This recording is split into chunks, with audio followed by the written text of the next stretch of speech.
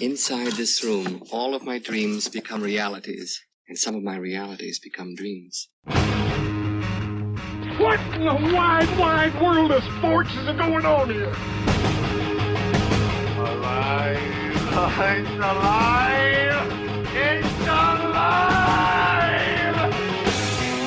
You are listening to The Wilder Ride, getting wilder by the minute.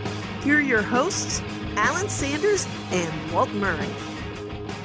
Hello, everyone. Welcome back to The Wilder Ride, our listeners' lounge. This is not where we do a movie 1 minute at a time. This is where we bring a guest or two on and have a chat in our lounge and enjoy the atmosphere and learning a little bit more about folks who may or may not have been with us in seasons 1 or 2.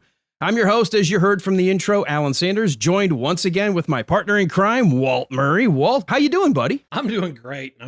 What's going on with you? Not much, just another day in paradise here as, I walk around, try to figure out which stores to dodge and, which locations to not have to go into so I don't have to worry about whether or not I'm properly attired for the store. Look, man, you have to wear pants. That you know what? That sign does not say it. It says no shirt, no shoes, no service, nothing about pants. I know, but just do society a favor. And we've seen enough of the boxer briefs. We would really appreciate pants. Well, trust me, you're not going to be seeing a whole lot. So. Like a blade of grass in the wind. Just... Poor Susan. So how's your week been? Well, I had an interesting cooking mishap the other day. I wasn't really expecting it until I touched my eye. Oh. We were doing some jambalaya the other night. Wanted to have some jambalaya for dinner, and I'm finally learning how to reduce our portion size to just me and my wife since everybody's out. We're pretty much empty nesters. Our youngest one could at any moment come back, but she's technically in her freshman year of college, and so we've got the house pretty much to ourselves 24/7. So I chopped up some andouille sausage, got the rice going, got the spices, got it all in the pot. And I was like, you know what? This is a little bit mild for my taste. So I was going to get some cayenne pepper, which are basically ground into a powder. And I grabbed it off the spice rack. And you know how sometimes it can get clunky from humidity or whatever. Yep. So you kind of have to bang it on the counter so that way it loosens up. Well, I did it with the cap off. I mean, it still had the little, I don't know what you call that little screen that has little tiny holes to let you shake out just a little bit. So I didn't know if the screen had stuff on it or if it was just because there was chunks in there and I couldn't see. So I banged it a couple of times on the counter on the bottom, flipped it over and like, oh, okay, it's coming out now. And then it started to get caught up again. I was like, oh, crap. So I banged it again. Well, apparently some of the powder was actually kind of mushrooming like a little puff, but I couldn't see it off the top and landing on the counter. Ugh. And I must have rubbed my hand where that cayenne powder was. And I didn't think about it. I got the stuff all going. I've got the food in the pot simmering. And I'm like, okay, it's 25 minutes. I'm going to go downstairs. I'm working on a podcast episode. I sit there, get back in front of my editor, and I'm sitting there doing some stuff. And all of a sudden, I felt like the corner of my eye itch. And I was like, oh, I'm just going to rub that for a second. And then after about 30 seconds, I'm like, wait a minute, what's the burning? Oh, dear God, what is that? And it just kept getting worse and worse. And I was like, so my dumbass rubs it again thinking, what the heck? Oh, my God, it's on my hands. So... yeah, that was fun. That was a cooking incident that I haven't had happen to me in a long, long time. Yeah, I did that probably 6 months ago. I was making chili and I was cutting up jalapeno peppers. And and you had the oils get in the tips of your fingers? And I scratched my eyeball and I had my contacts in. So it like got on the contact and was just holding it against my eye. I thought I was going to die. It felt like my face was on fire. Doesn't it just, it's just like the slow build and then it gets to its peak intensity and you keep thinking, all right, now it's going to go down, but it doesn't. It stays that way for about 30 minutes. Oh yeah, no, and there's nothing you can do. You're just at its mercy. When you pour milk in your eye, Yeah, right. Right, which really doesn't work. I mean, I'm the stupid person who will be like, oh, as hot as possible. And they're like, oh, really? Okay. You want hot as possible? Well, you can drink as much milk as you want to. It does not help. Right. I mean, and I know it's supposed to help, reduce the acid, but, you're not supposed to do water because it's the oils. And so the oils just ends up traveling on top of the water. So, yeah, you try to rinse your eye out. Next thing you know, it's like further and you make it worse. So you're kind of screwed when you do it. Yeah, you are. It's just a Walt. I mean, you've burned yourself. You've done whatever. Now you just got to live with the consequences. You know, the one thing I can say is I was really happy that it wasn't too late, that I wasn't going to get a little, amorous me time, because I can't imagine what that would have felt like if I had grabbed something else besides my eyeball. Yeah, that would have been really, really bad. Like, well, I want to know what it feels like to be on fire. Yeah, that will absolutely do it. Hey, Doc goes, hey, have you ever felt a burning sensation? Only with cayenne pepper. Yes, nothing that medical sciences can treat. So that, but as far as the week since the last time we recorded, honestly, that's been about it. We've been enjoying, the thunderstorm once a day here. Thankfully, I'm not camping anymore, so that's good. But we are, not getting flooded out and just, day by day, man, just working. Yeah, and we finally are starting to feel like it's fall. Well, it's not fall, but you're starting to feel the temperature go down a little bit. The humidity's still insane, but at least it's starting to feel like, hey, fall's around the corner. Yeah, we have had what we've been calling an unseasonably cool late part of the summer. Normally here in the South, we get those dog days of summer. You get that stretch of high 90s for about 2.5, maybe 3 weeks, and you're just going, please fall, show up. But it's been pretty mild. Well, last year at Halloween, it was dadgum almost 90 degrees. So actually, we were talking about that in late October. We did have that stretch of upper 90s for about a week and a half. Well, we had more 90-degree days last year than we had in like 40 years. So this is a very welcome change. Oh yeah, I'll take it. You know what? Let the West Coast get all the fun this year. We've got a milder than normal. We had a milder than normal spring and a milder than normal summer. So I'm okay with that. I'm hoping actually, the wife and I were talking, hopefully when the fall arrives, we get that, a month of just, highs in the mid 60s, lows in the maybe upper 50s where you can leave the windows open 24/7. I love it. That's my favorite time of year, man. Favorite. So what about you? What you been up to this week? Really just, it seems like every time I have something planned, it rains. So that's the only bad thing. I've been trying to get out on the lake and get some fishing in before, they drain the lake and it gets too cold to do it. Well, for me, it's not ever really too cold for fishing, but, just trying to get those last couple of times on the lake in and every time you turn around, it's pouring down rain. So, well, for us and for folks who don't know, we live on a man-made lake run by the Corps of Engineers because you're on one side of Lake Allatoona over in the Woodstock area. I'm on this side in Cartersville.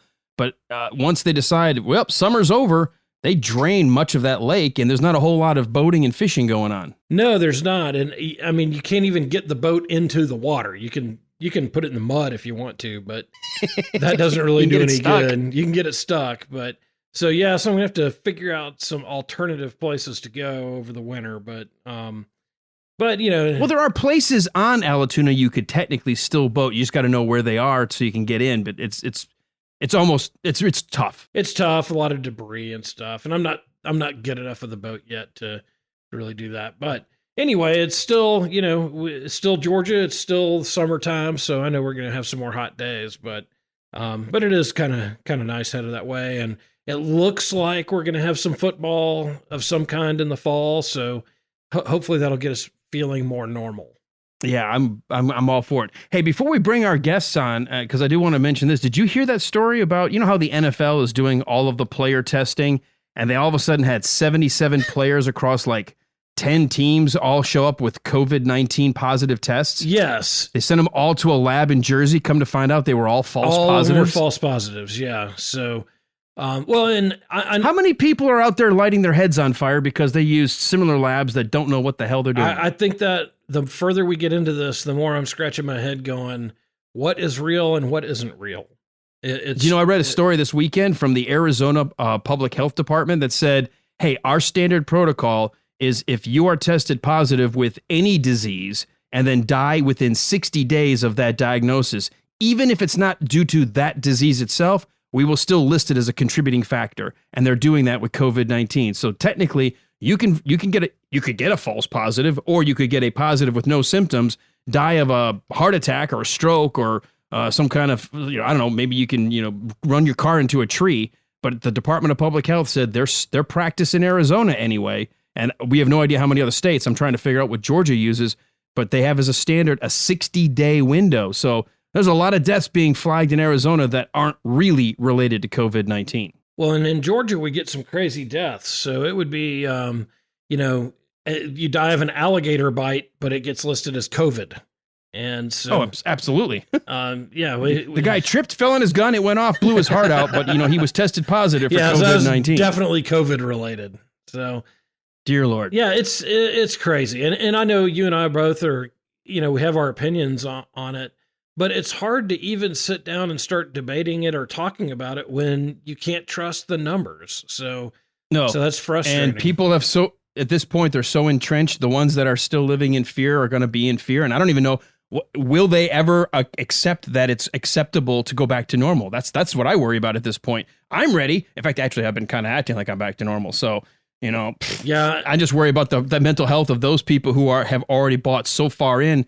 They're talking about, I'll never go to the movies again. I'm never going to a crowded place. I'm never going to a concert. I'm like, well, then what's the point? You might as well just go ahead and check out. Yeah, no kidding. Well, and I think that there are people, well, I know there are because I'm related to some of them, just like hysteria.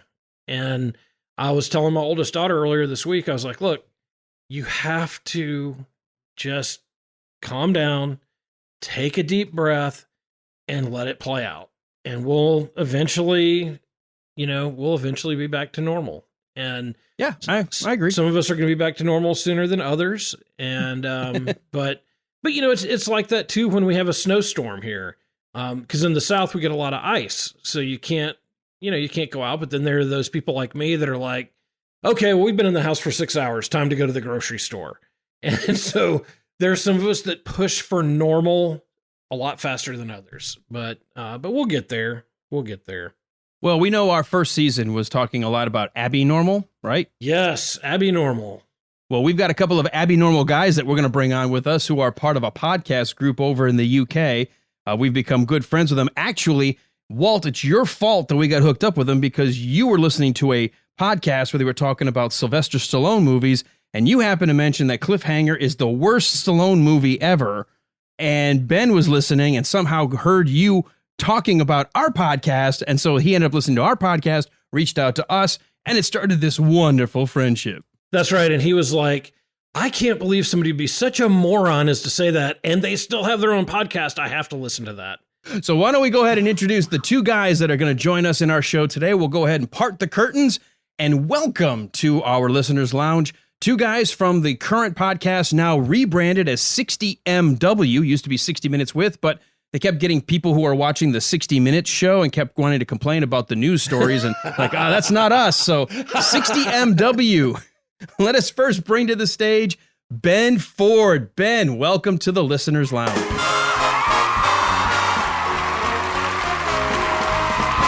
Hello, how are you doing? Thanks for inviting me along. Wow, look at you're in the right frame of mind. I'm all like boom, excited, and you're like, this is the lounge. I mean, I won't lie. I mean, I don't want to ruin the illusion or anything, but this is the moment where I just sort of have to walk on up as if you've invited us in. But I've had to actually listen to what you guys have been talking to for the last 10 minutes. Sorry to break. Well, that's the problem with being in the in the green room. I swear, the last section you've been speaking about COVID just to fuck. Piss me off. I've been absolutely raging behind the scenes. Not really. He's in the green room slowly turning red. No, not really. It's an entertaining, it's what everyone's talking about, and it's I've got a few things to say about that. So yeah, but thanks for inviting me along. It's great. Absolutely. No, this is you and Walt were the first two to sort of make content, or at least because of the two of you crossing paths, is how you and I became friends and started chatting about a bunch of stuff, and now here we are, all podcasters, all enjoying each other's company. Let's go ahead and bring in our other guests, though, because you two are kind of partners in crime, and the three of us have a show together that we'll get to in a little bit. But let's bring to the stage Chris Jellyman. Hello, how are you? Thanks for joining us. This is awesome. Do you like how we decorated? Yeah, it's amazing, and also just a lot of velour. Yeah, yes, just for our benefit, I hope. But also, as Ben has just, let the cat out of the bag, I've been listening to you as well. And I wondered what podcast I actually stumbled upon, because I've just heard you talking about banging, rubbing, getting something in your eye and it's stinging quite a lot. And then apparently there's a slow build and then you reach peak intensity. And then apparently it takes 30 minutes for it to go down. So I'm wondering what the hell is going on. Also, I have to say, sorry to cut you off, Alan, but I have to say, Walt, I'm very disappointed in you. Cliffhanger. What? That's an amazing movie. What's wrong with you? Well, I think I have to put it in that category of terrible movies I like to watch.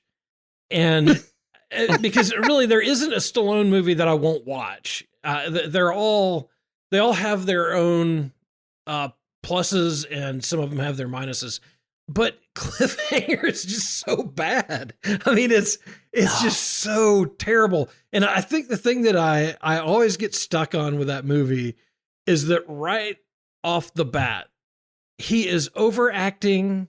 He is, it's like all the worst things about Stallone. Yeah, just sorry, I'm going to have to butt in here. Right up front. Sorry, Walt. So Stop or My Mum Will Shoot is better, is it? Just to be clear. Right. That was the movie I think it was being discussed. Yeah, that's bad. I mean, that was horrible. It is. It's a horrible movie. I just think that Cliffhanger, I mean, the thing about Stop or My Mom Will Shoot is you knew going in that it was going to be bad. And they don't even act like it's good. Like there's not even an attempt to make that a good movie. So it's kind of crap going in.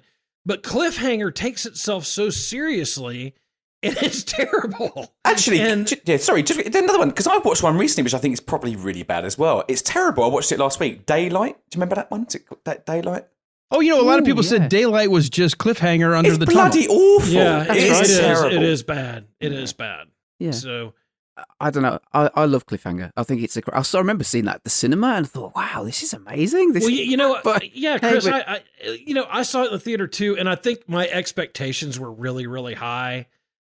Like I went in it thinking I'm going to like it as much as I like one of the, the Rocky movies or Fist or Rambo.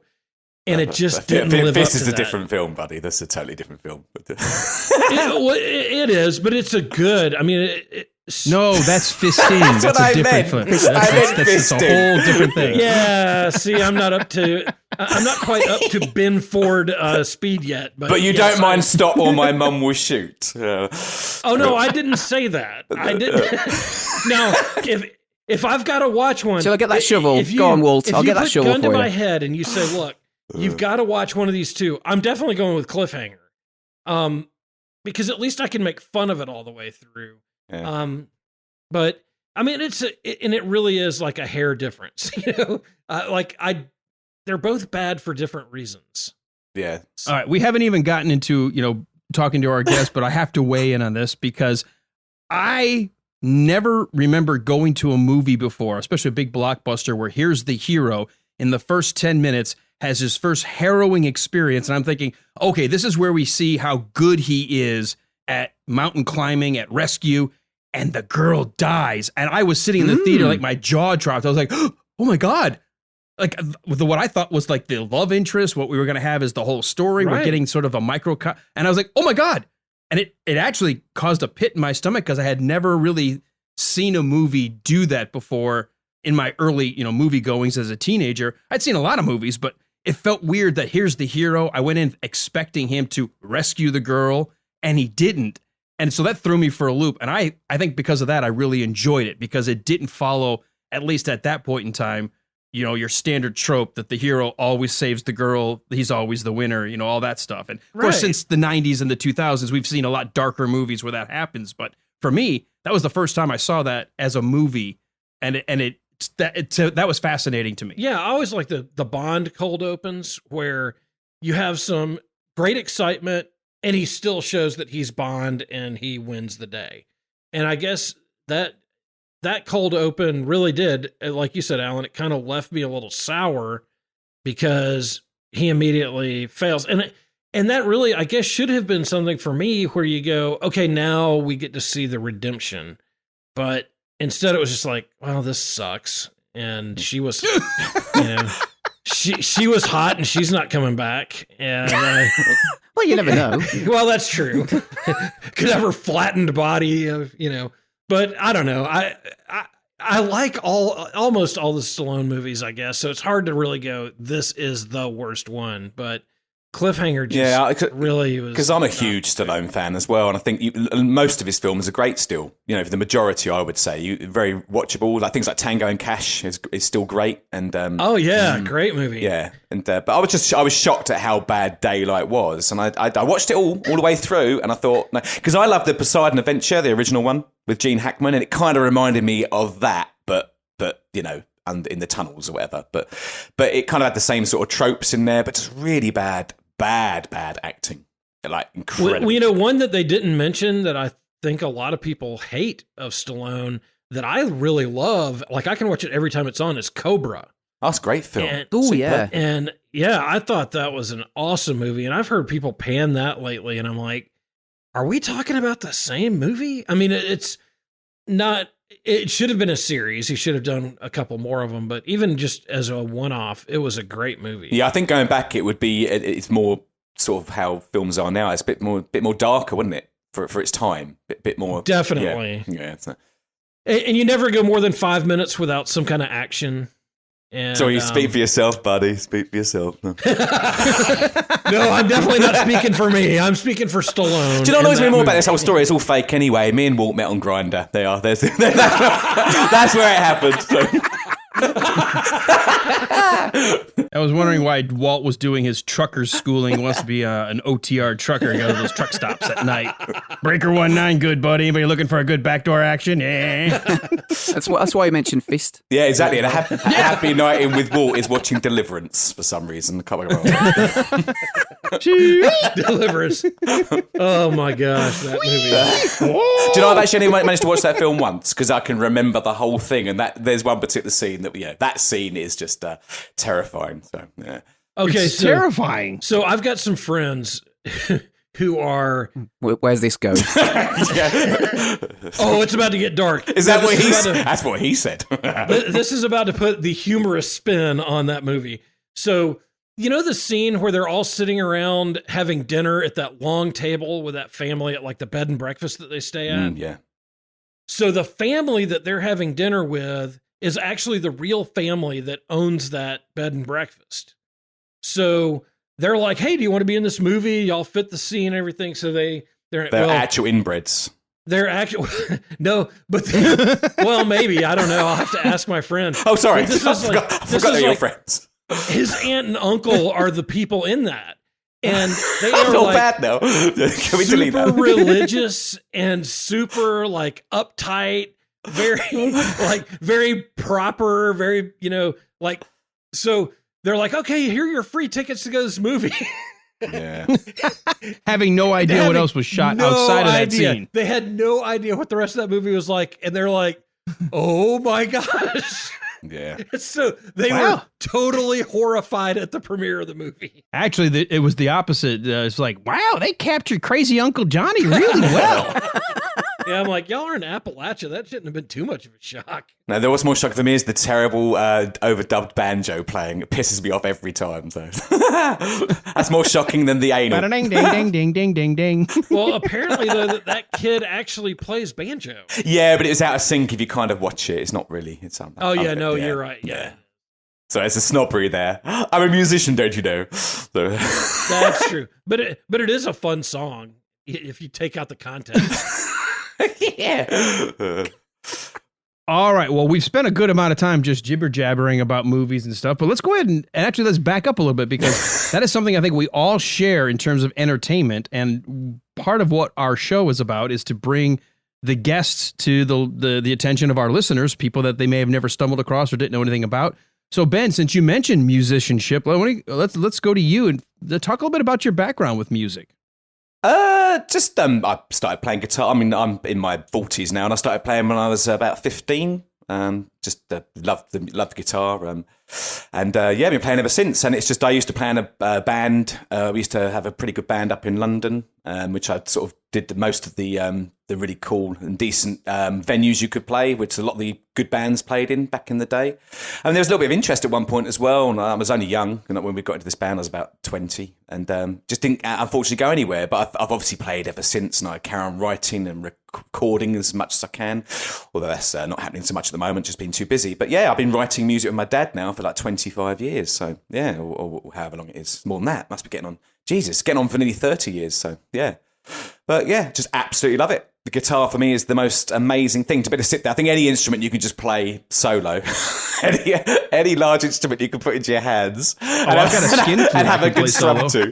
Is I've moved on to another large instrument now for that sort of shizzle. So yeah, and there's been plenty of that during lockdown. Trust me. And we can probably get to it at the end when we start talking about some of our favorite, music and stuff and what we're listening to. But as you were developing your guitar playing, did you have any musicians or any music groups that you kind of gravitated toward, or are you kind of eclectic all over the place? I mean, I like the professionalism in that question because you know the answer already to that because we know each other very well. But yeah, no, I mean, I had one particular band, Dire Straits, back in the day. So it was Mark Knopfler who sort of blew me away. There's never been really any other guitarist who comes close in my mind, but that's the beauty of music. It's so subjective and everyone's got different opinions and that sort of thing. So it was that mainly. But of course, my music taste is so eclectic. So it's a wide range of all different styles. So I can appreciate it all. Eric Clapton, like Chet Atkins as well, and people are just so many musicians and stuff that I absolutely adore.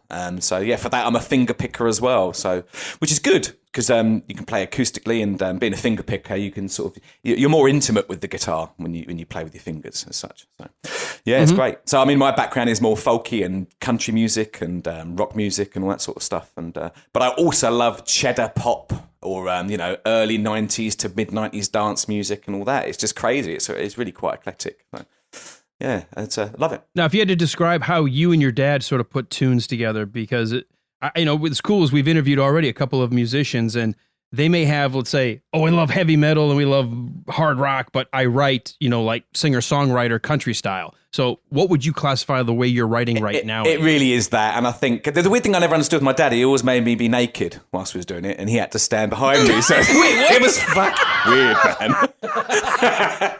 And I've never looked back since. No. See, that must be a British thing. I don't know what that means, because I was assuming it meant you were naked. Like I am now. No. Well, it's been hot, and these nights are just crazy. I mean, even when I'm recording now, I'm just in my underpants. So it's, that's a vision.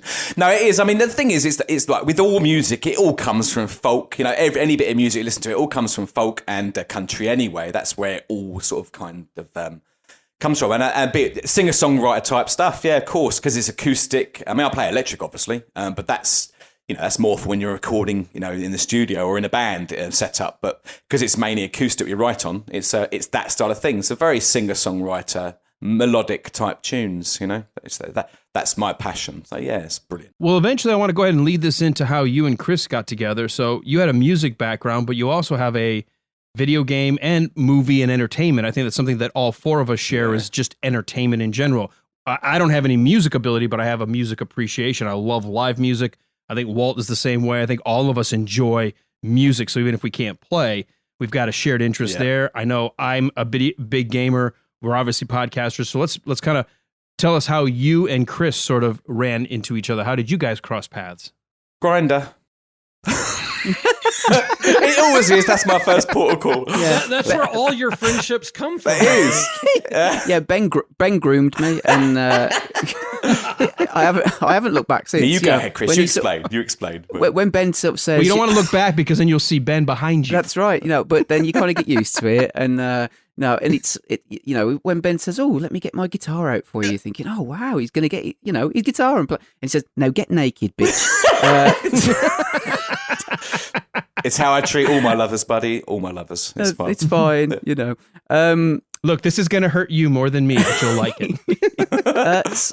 So it was, I think, going back. I mean, it's going back way to sort of 8 years ago now. 2012, wasn't it? That's crazy. Yeah. And I was on Twitter, sort of, popping up, making a few comments here and there about video games and stuff. Didn't understand Twitter. I still don't understand Twitter, and I've been on it for over 10 years.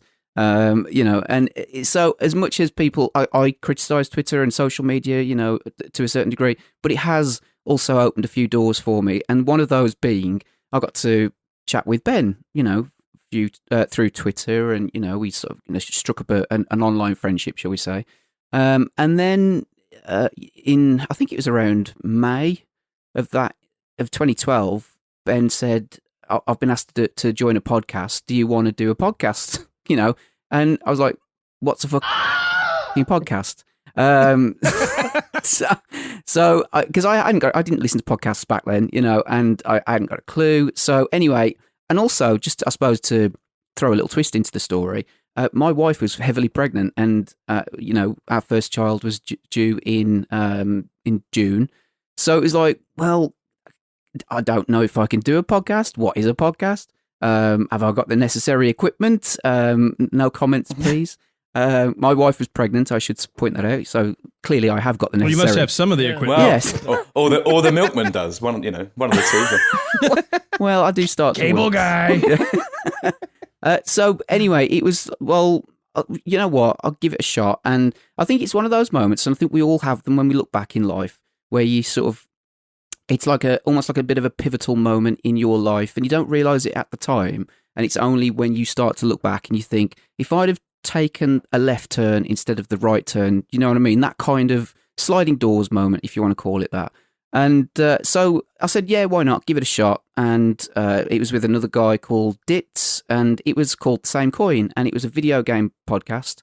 And we did over 200 shows, went for 5 years, and it was one of those where I still remember now, sort of like, hooked up to my laptop, and for the first probably, I don't know, 20 episodes or so, I would be sweating. Like after we'd stop recording, after like 2 hours or whatever, I'd be sweating because I'd be really nervous, doing it. And also I remember I was hooked to it, after we started doing it. And the first couple of episodes, we were still kind of, I didn't know Ben particularly. I'd never really spoken to him like this. It was always online, through Twitter and whatever.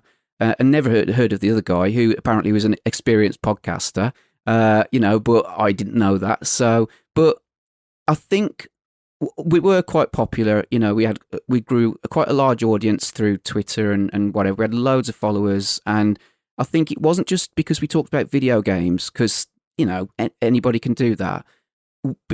For the first sort of like half hour to an hour, we just talked about ourselves and life and whatever. Me being a new dad, and Ben obviously, going through everything that he was going through at the time. And I think that's what worked really well. We gelled, because we became friends, and it wasn't just, talking about video games. That was if you like, the reason why we initially got together. But it was about, it became something else. And I think people latched onto that because I still do it now. Whenever I sit down to record, been podcasting for over 8 years now, I guess. I never think that somebody's going to listen to it. I'm turning up to talk to my friends, and that's what my Monday nights became.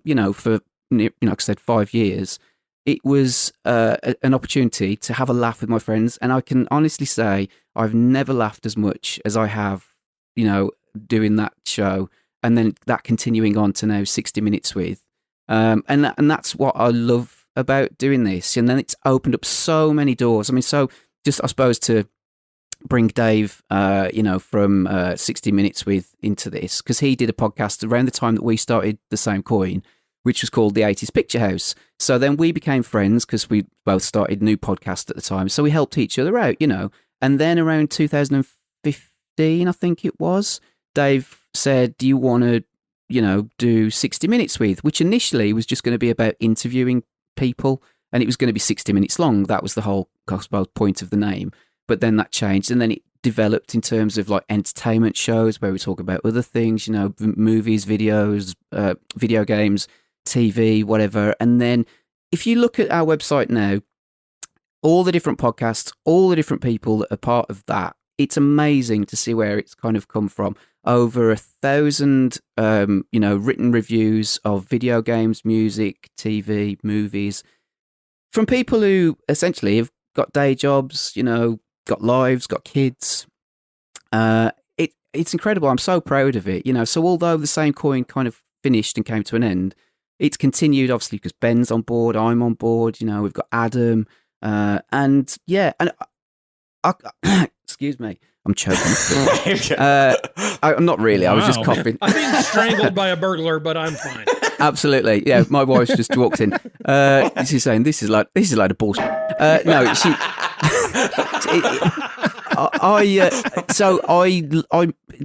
This will tell you how much I fell in love with podcasting and talking to, Ben and Ditz and Matt at the time, and then Adam. But at the time, it was Ditz and Ben. When my wife gave birth on a Monday night, which was the night that we record the podcast, and Ben will remember this. Oh God, yeah. It was a long labour for my wife. I mean, we went in on Sunday night, and my daughter was born at sort of like 6:30 in the afternoon the following day. So it was a long fucking. It must have been really tough for you, buddy. Definitely. Yeah. It was really hard, mate. Honestly. Yeah. But anyway, I didn't even get any gas. I didn't even get any gas and air. I'm pissed off about that. Well, I can relate. My wife was in labor like 24 hours, and I had to suffer through the hospital food meals like over and over. I'm like, no, would you please just get this kid out of here so we can go get a decent meal? Yeah, back in the day, you used to get the plungers out and everything, didn't you? You just pull those bastards out. The salad spoons, kind of yank them out. Can't you just reach in there and grab it? Salad. Well, there's salad spoons. Yes. Just said, I actually, the point before I move on, I actually had that on my head as well. The forceps, apparently, which is why I've got a funny shaped head. But no, the point I'm making is I loved this, and I really hated missing a show. So when I left the hospital, it was about 10:10 in the evening, and I even Skyped in on my phone just to see if I could catch the last sort of like 10 minutes of the podcast, just so I could say, but my daughter's been born, and then I was on the show the next week, you know what I mean? Because I didn't want to miss the show, and I love talking to these guys. So I'm so pleased that, that's continued. And I guess that's a brief history of... That's amazing hearing that as If you want to add something onto that, Ben. But I've loved it, you know what I mean? Doing podcasting is amazing. Yeah, and what was really interesting about that as you're talking is just making me think. It's kind of like I can't imagine that happening now because Twitter has changed for me massively. For me, it used to be a lot of personalities, and I could kind of read what people were writing, and I don't know whether you're like me, guys, but when I read, I have imaginary voices in my head of what these people sound like, purely based upon how they write. So I do that. Yeah, yep. So I knew that you as a complete and utter redneck, Walt, when I heard you for the first time. Well, that one was not hard to figure out, let me tell you that. But and so when I originally just was chatting along with Chris and that, I could just tell he ended up being exactly how he is, and just absolutely brilliant. A prick. There's no need to call me that. I'm picking you up, buddy. What's going on? No, but and I was just thinking now, where I'm at now, say with Twitter, I almost can't see personalities in there so much now. It's just whinging motherfuckers. That's all it is, constantly. It's a different thing. So I'm pleased it did happen back then, and it was exactly like that as well. And kind of going back to the Ditz thing. I mean, Ditz really was. He'd been around for. He was there from the start of podcasting, pretty much. Back in the day when really no one knew anything about them. So when Chris and I joined, we were there right, I would say, at the most important time of when it was becoming big, all the video gaming podcasts and stuff like that. And it was just brilliant. And it worked out being so perfect, like the personalities. And like Chris was saying, to have the first hour or so of just talking about stuff, it was hilarious. The stories. I mean, if I was to think back, I think maybe I was more offensive back in those days, but kind of I was doing it on purpose to a certain degree. Wait, you were more offensive than you are now? Yeah, because we knew no different, I'm not really. I hold back now. And that's partly because I mean, even on the show where I'm on now, like when I would bother to turn up and get on it. No, I'm joking. I'm so busy, but it's you get more. You do, even though I'm an amateur, you get more professional at things. You start to think more about what you're going to say to upset some. Who am I? Kidding? I can't stand them. They're all motherfuckers. A lot of them, but you know what I mean. It's just, but you do end up becoming a little bit more professional over these things. And well, you know what? And you pick your battles a little bit. You end up picking your battles, and in fact, if I really don't like somebody, it's quite nice to know you can get rid of them quite quickly. You can really upset these snowflake bastards. So it's quite easy to get rid of the crap. Or now it's a more of a case of just not even bothering engaging with people like that. That's to me, that's a more simpler approach. Well, right, I think so too. And one of the things that I have found, and again, it's not like we're professional podcasters doing this for a living, but even in my engagement with people who listen to the show, who might send a note about something we talked about, or around the time that my mom was so sick and everything, people sent just some great messages along the way of, hey, I'm thinking about you. And I mean, people who I've never met and never had a conversation with, but who I now have a relationship with because they were thoughtful enough to reach out. And it's amazing.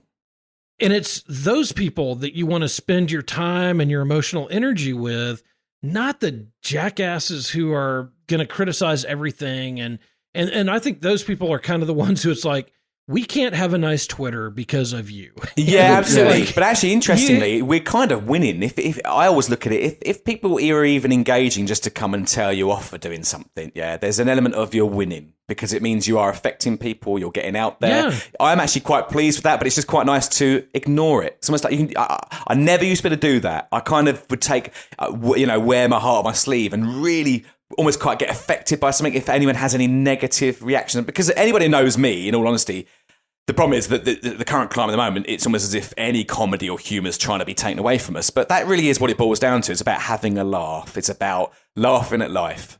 I've never ever really got it my way to really piss anyone off at all. Just to weigh in a little bit about like social media. I mean, I've kind of, like I said, I don't really engage too much these days. I know, Alan, you do because of obviously your work and your job and everything, and I do to a certain degree. But generally, it's to retweet, stuff that's going on with the show, etc. And other people, you guys and your show and whatever. Is that I have had arguments with people on Twitter, and I've kind of learned to understand that it's almost as if you're having an argument in the street with somebody. Because then everybody weighs in with an opinion and takes sides, and it's like. I've only learned that through experience, and so, like I said, I can't slag it off completely because it has opened doors and given me opportunities. And like I said, I jokingly say, but it's true. I think I've spoken to Ben more than I have my own wife in the last 8 years, and probably had more laughs as well. But, probably more sex as well. Well, yeah, I mean, there was that one time as well. Whoa. What did I sign up for?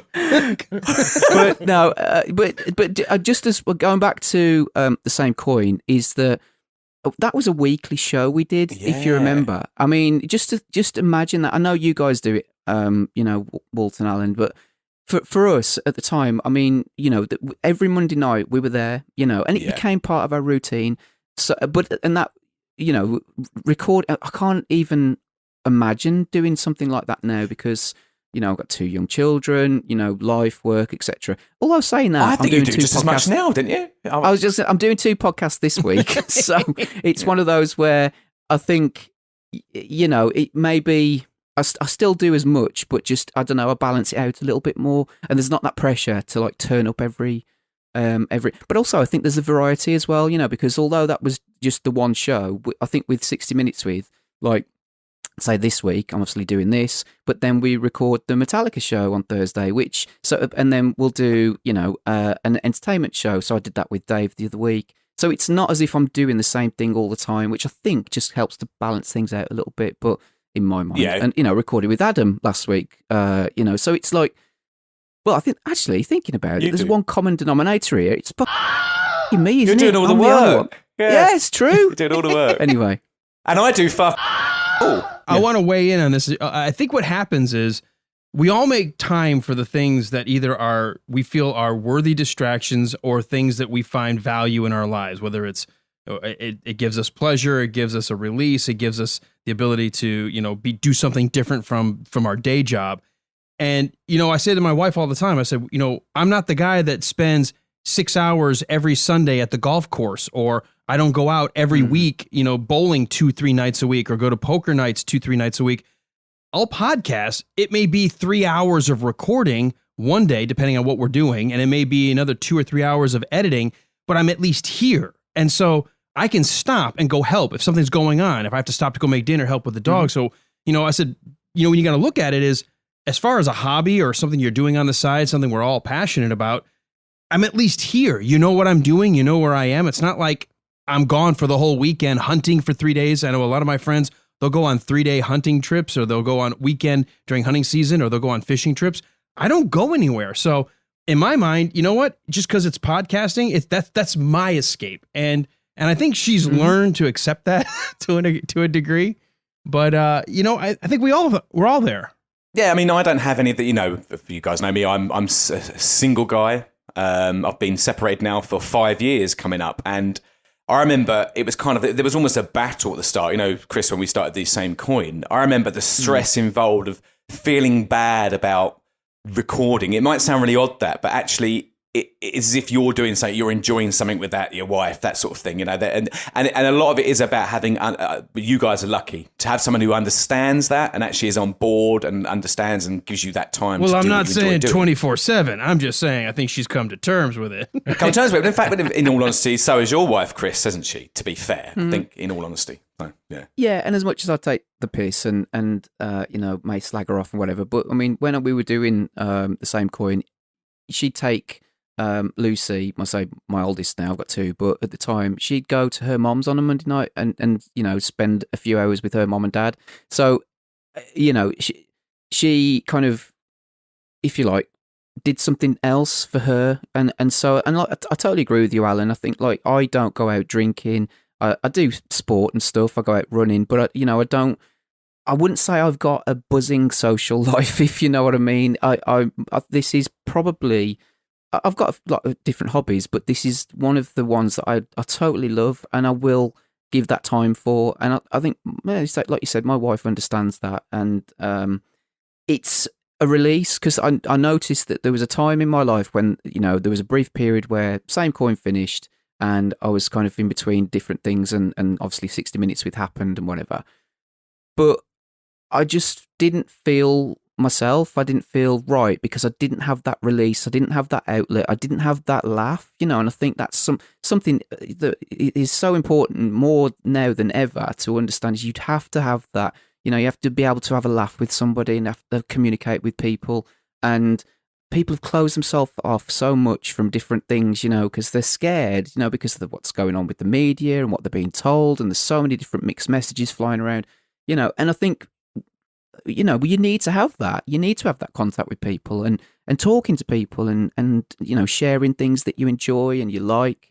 It's so important. Well, actually, we people who aren't, as you know, that's the thing. It's the mental health of a lot of people with everything that's gone on over these last few months. That's crazy. That's bumped right up. I kind of feel sorry for people who can't reach out to people. I've had lots of friends of mine, or you know, even associates of mine. Who, I've gone out of my way to sort of try and help them, but you know, some people don't want the help. Some people don't take the help, and but I think that's my problem.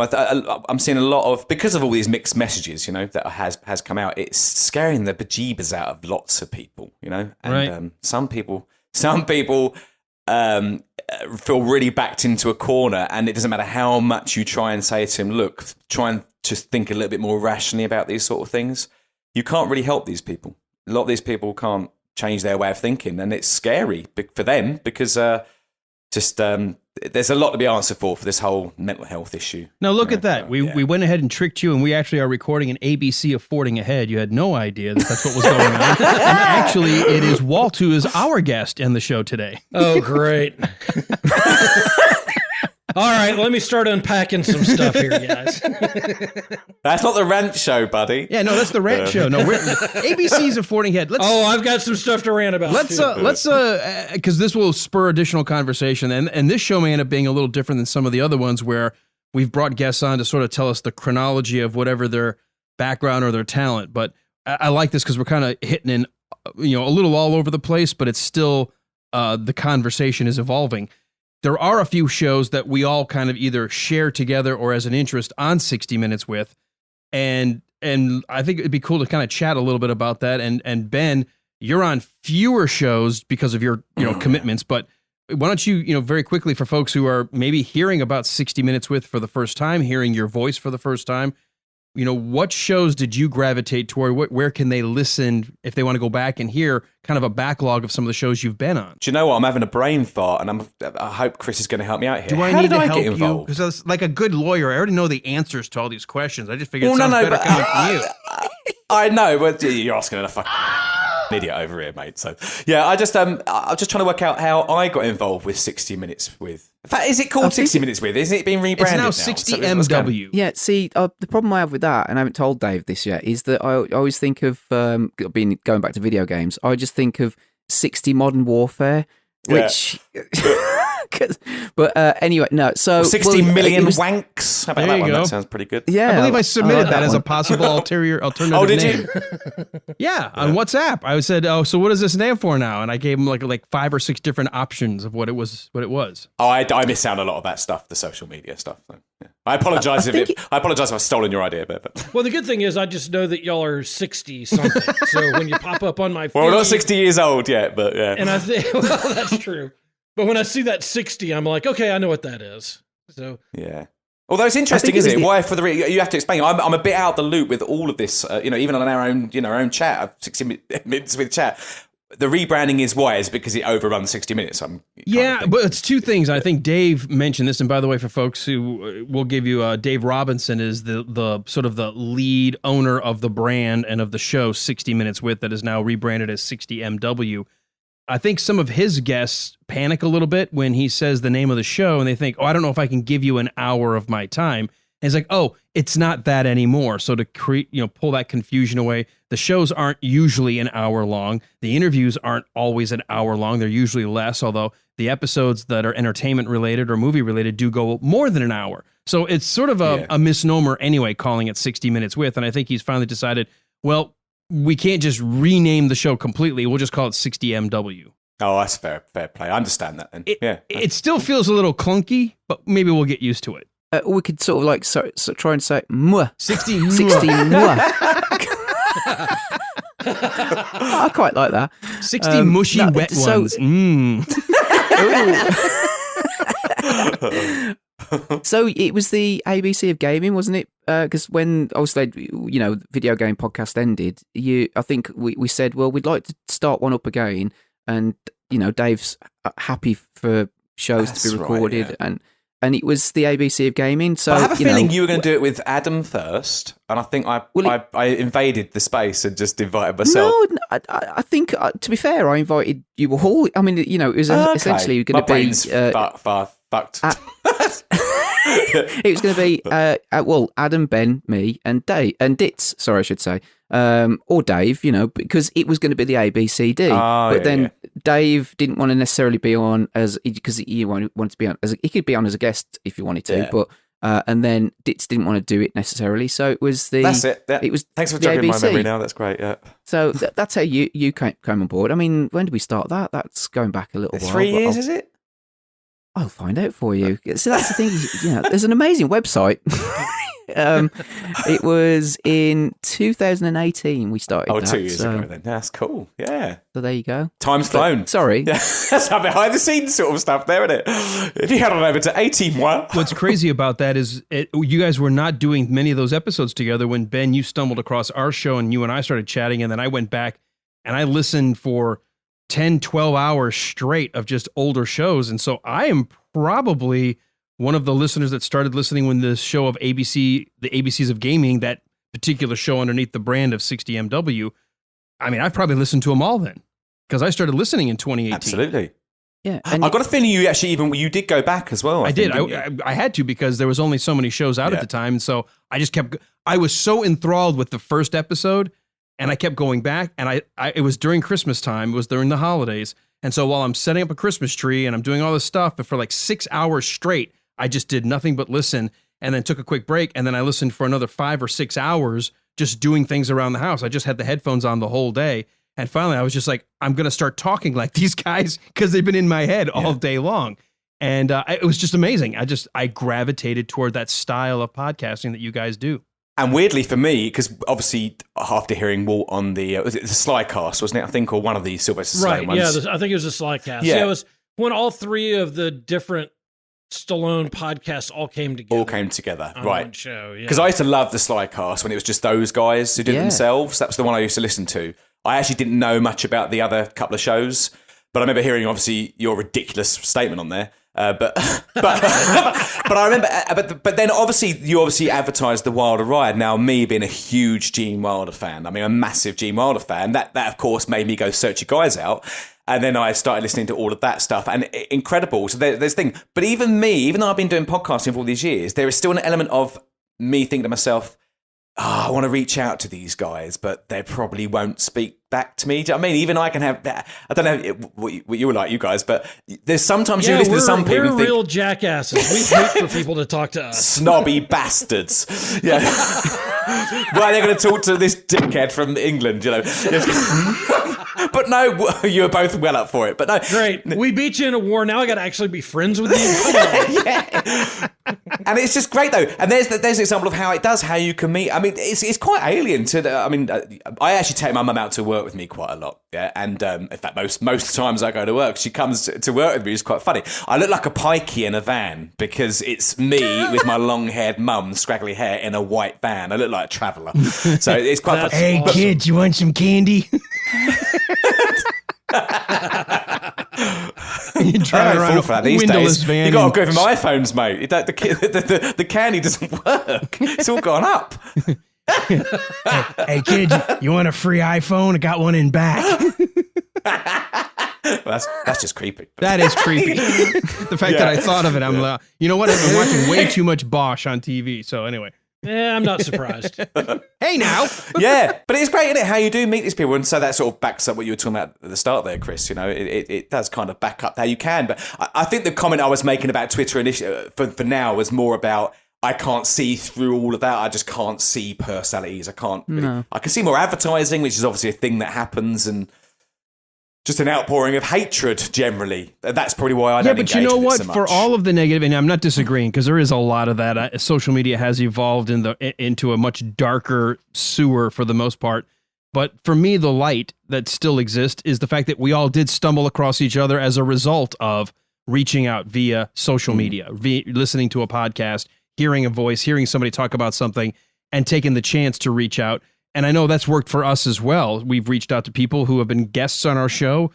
Some people respond, some people don't. So there's still a positivity that you can find in social media. Of course. It's just getting harder to find it.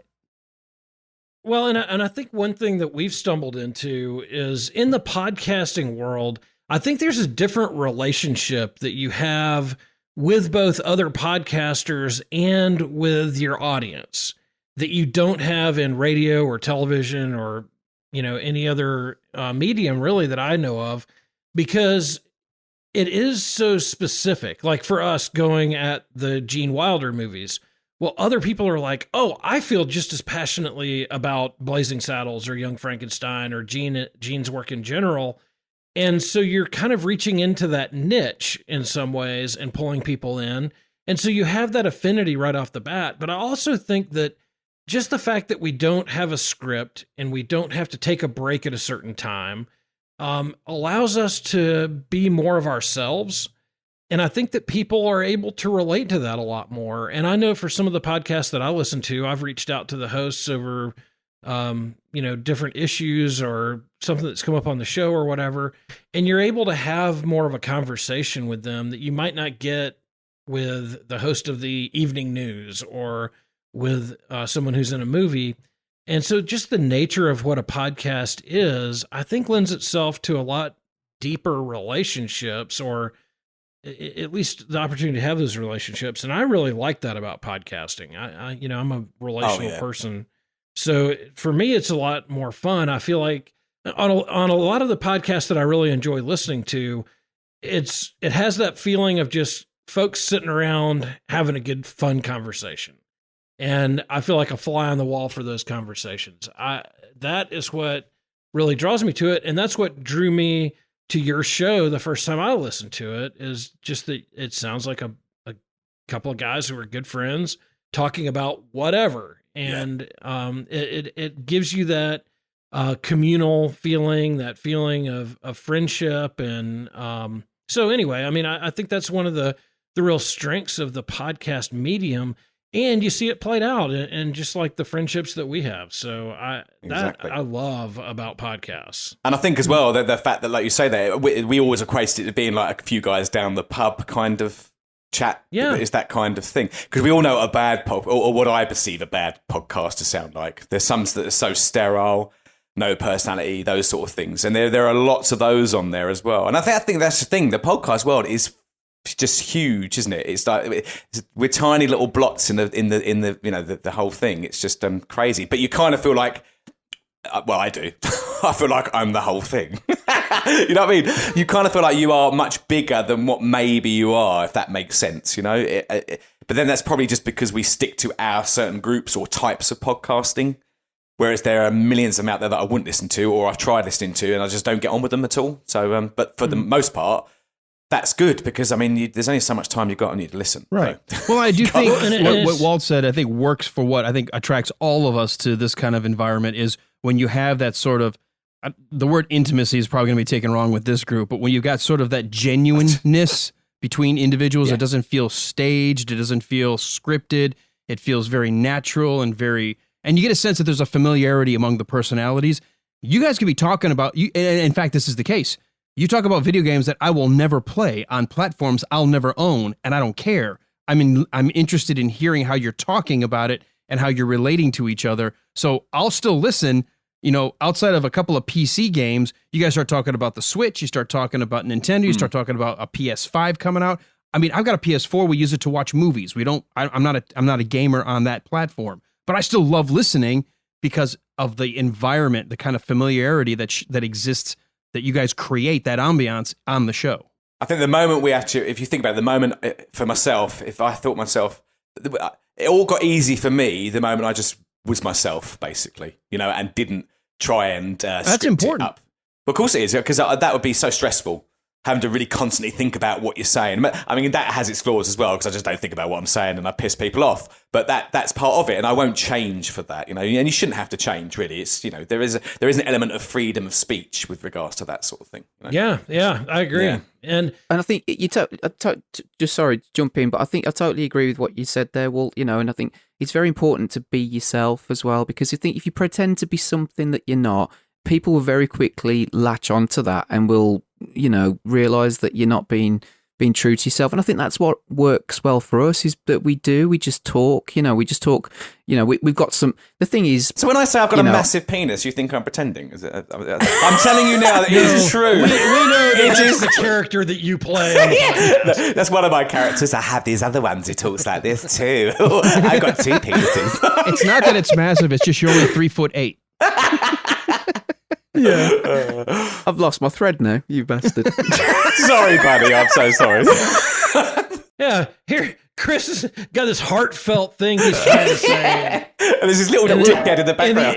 And the idiot twins are off on some... The thing is, though, well, that's what used to happen all the time. I think, again, that worked well, because I would try and I'd be talking about a game, trying to describe it, you know, in its detail, and then these wankers would just, you know, take the piss. But that worked well, you know, and I think that's, again... It works well, and you actually learn from that as well, because it can get, you know, mate, we've been doing it for years. There are moments that actually in the end where it kind of can be a bit too much, and I get that. And that's something I had to learn, to not constantly mock. You know, do you know what I mean? Right. You got to learn that can't balance. constantly do it. It gets boring. Yeah, I used to listen back to some of the stuff I come out with, and even behind the scenes, me and Chris, you know, didn't have a falling out of such, but we had some moments where, because it becomes you become like an extended family, you know, and it's good that actually you can be pulled off, whatever you want to do. See, there's an example. I couldn't take it seriously just for 2 more seconds. Well, no, but you know, one of the things that I learned really early on in podcasting, I was listening to some other podcasts that they were breaking down a movie that you could tell they did not like. And they ripped that movie. And after about, I don't know, 7 or 8 episodes, I was like, okay, I think I've heard everything they have to say, and I'm losing interest really fast, because it was just one beatdown after another, and the negativity and the sarcasm was getting to me. And, you know, I understand if you don't like something, but even if I was breaking down a horrible movie like Cliffhanger, I would still have good things to say about it. You know, I'd still be like, hey, I still love Stallone, the other actors in it, you know, and it isn't a terrible, terrible movie, but, you know, you find the positive things. And I think that is how this is kind of like when we, you know, if we were to sit down to the table and spend 5 hours playing a game of Risk, we would have similar conversations to what we have on our podcasts. And it's just because that's the nature and chemistry of our relationships. And so now other people kind of sit there and go, man, this is like my conversations with my other buddies, and I'm learning something, or, Well, I'll be constantly asking you to teach me how to play Risk, if I'm honest. So, yeah.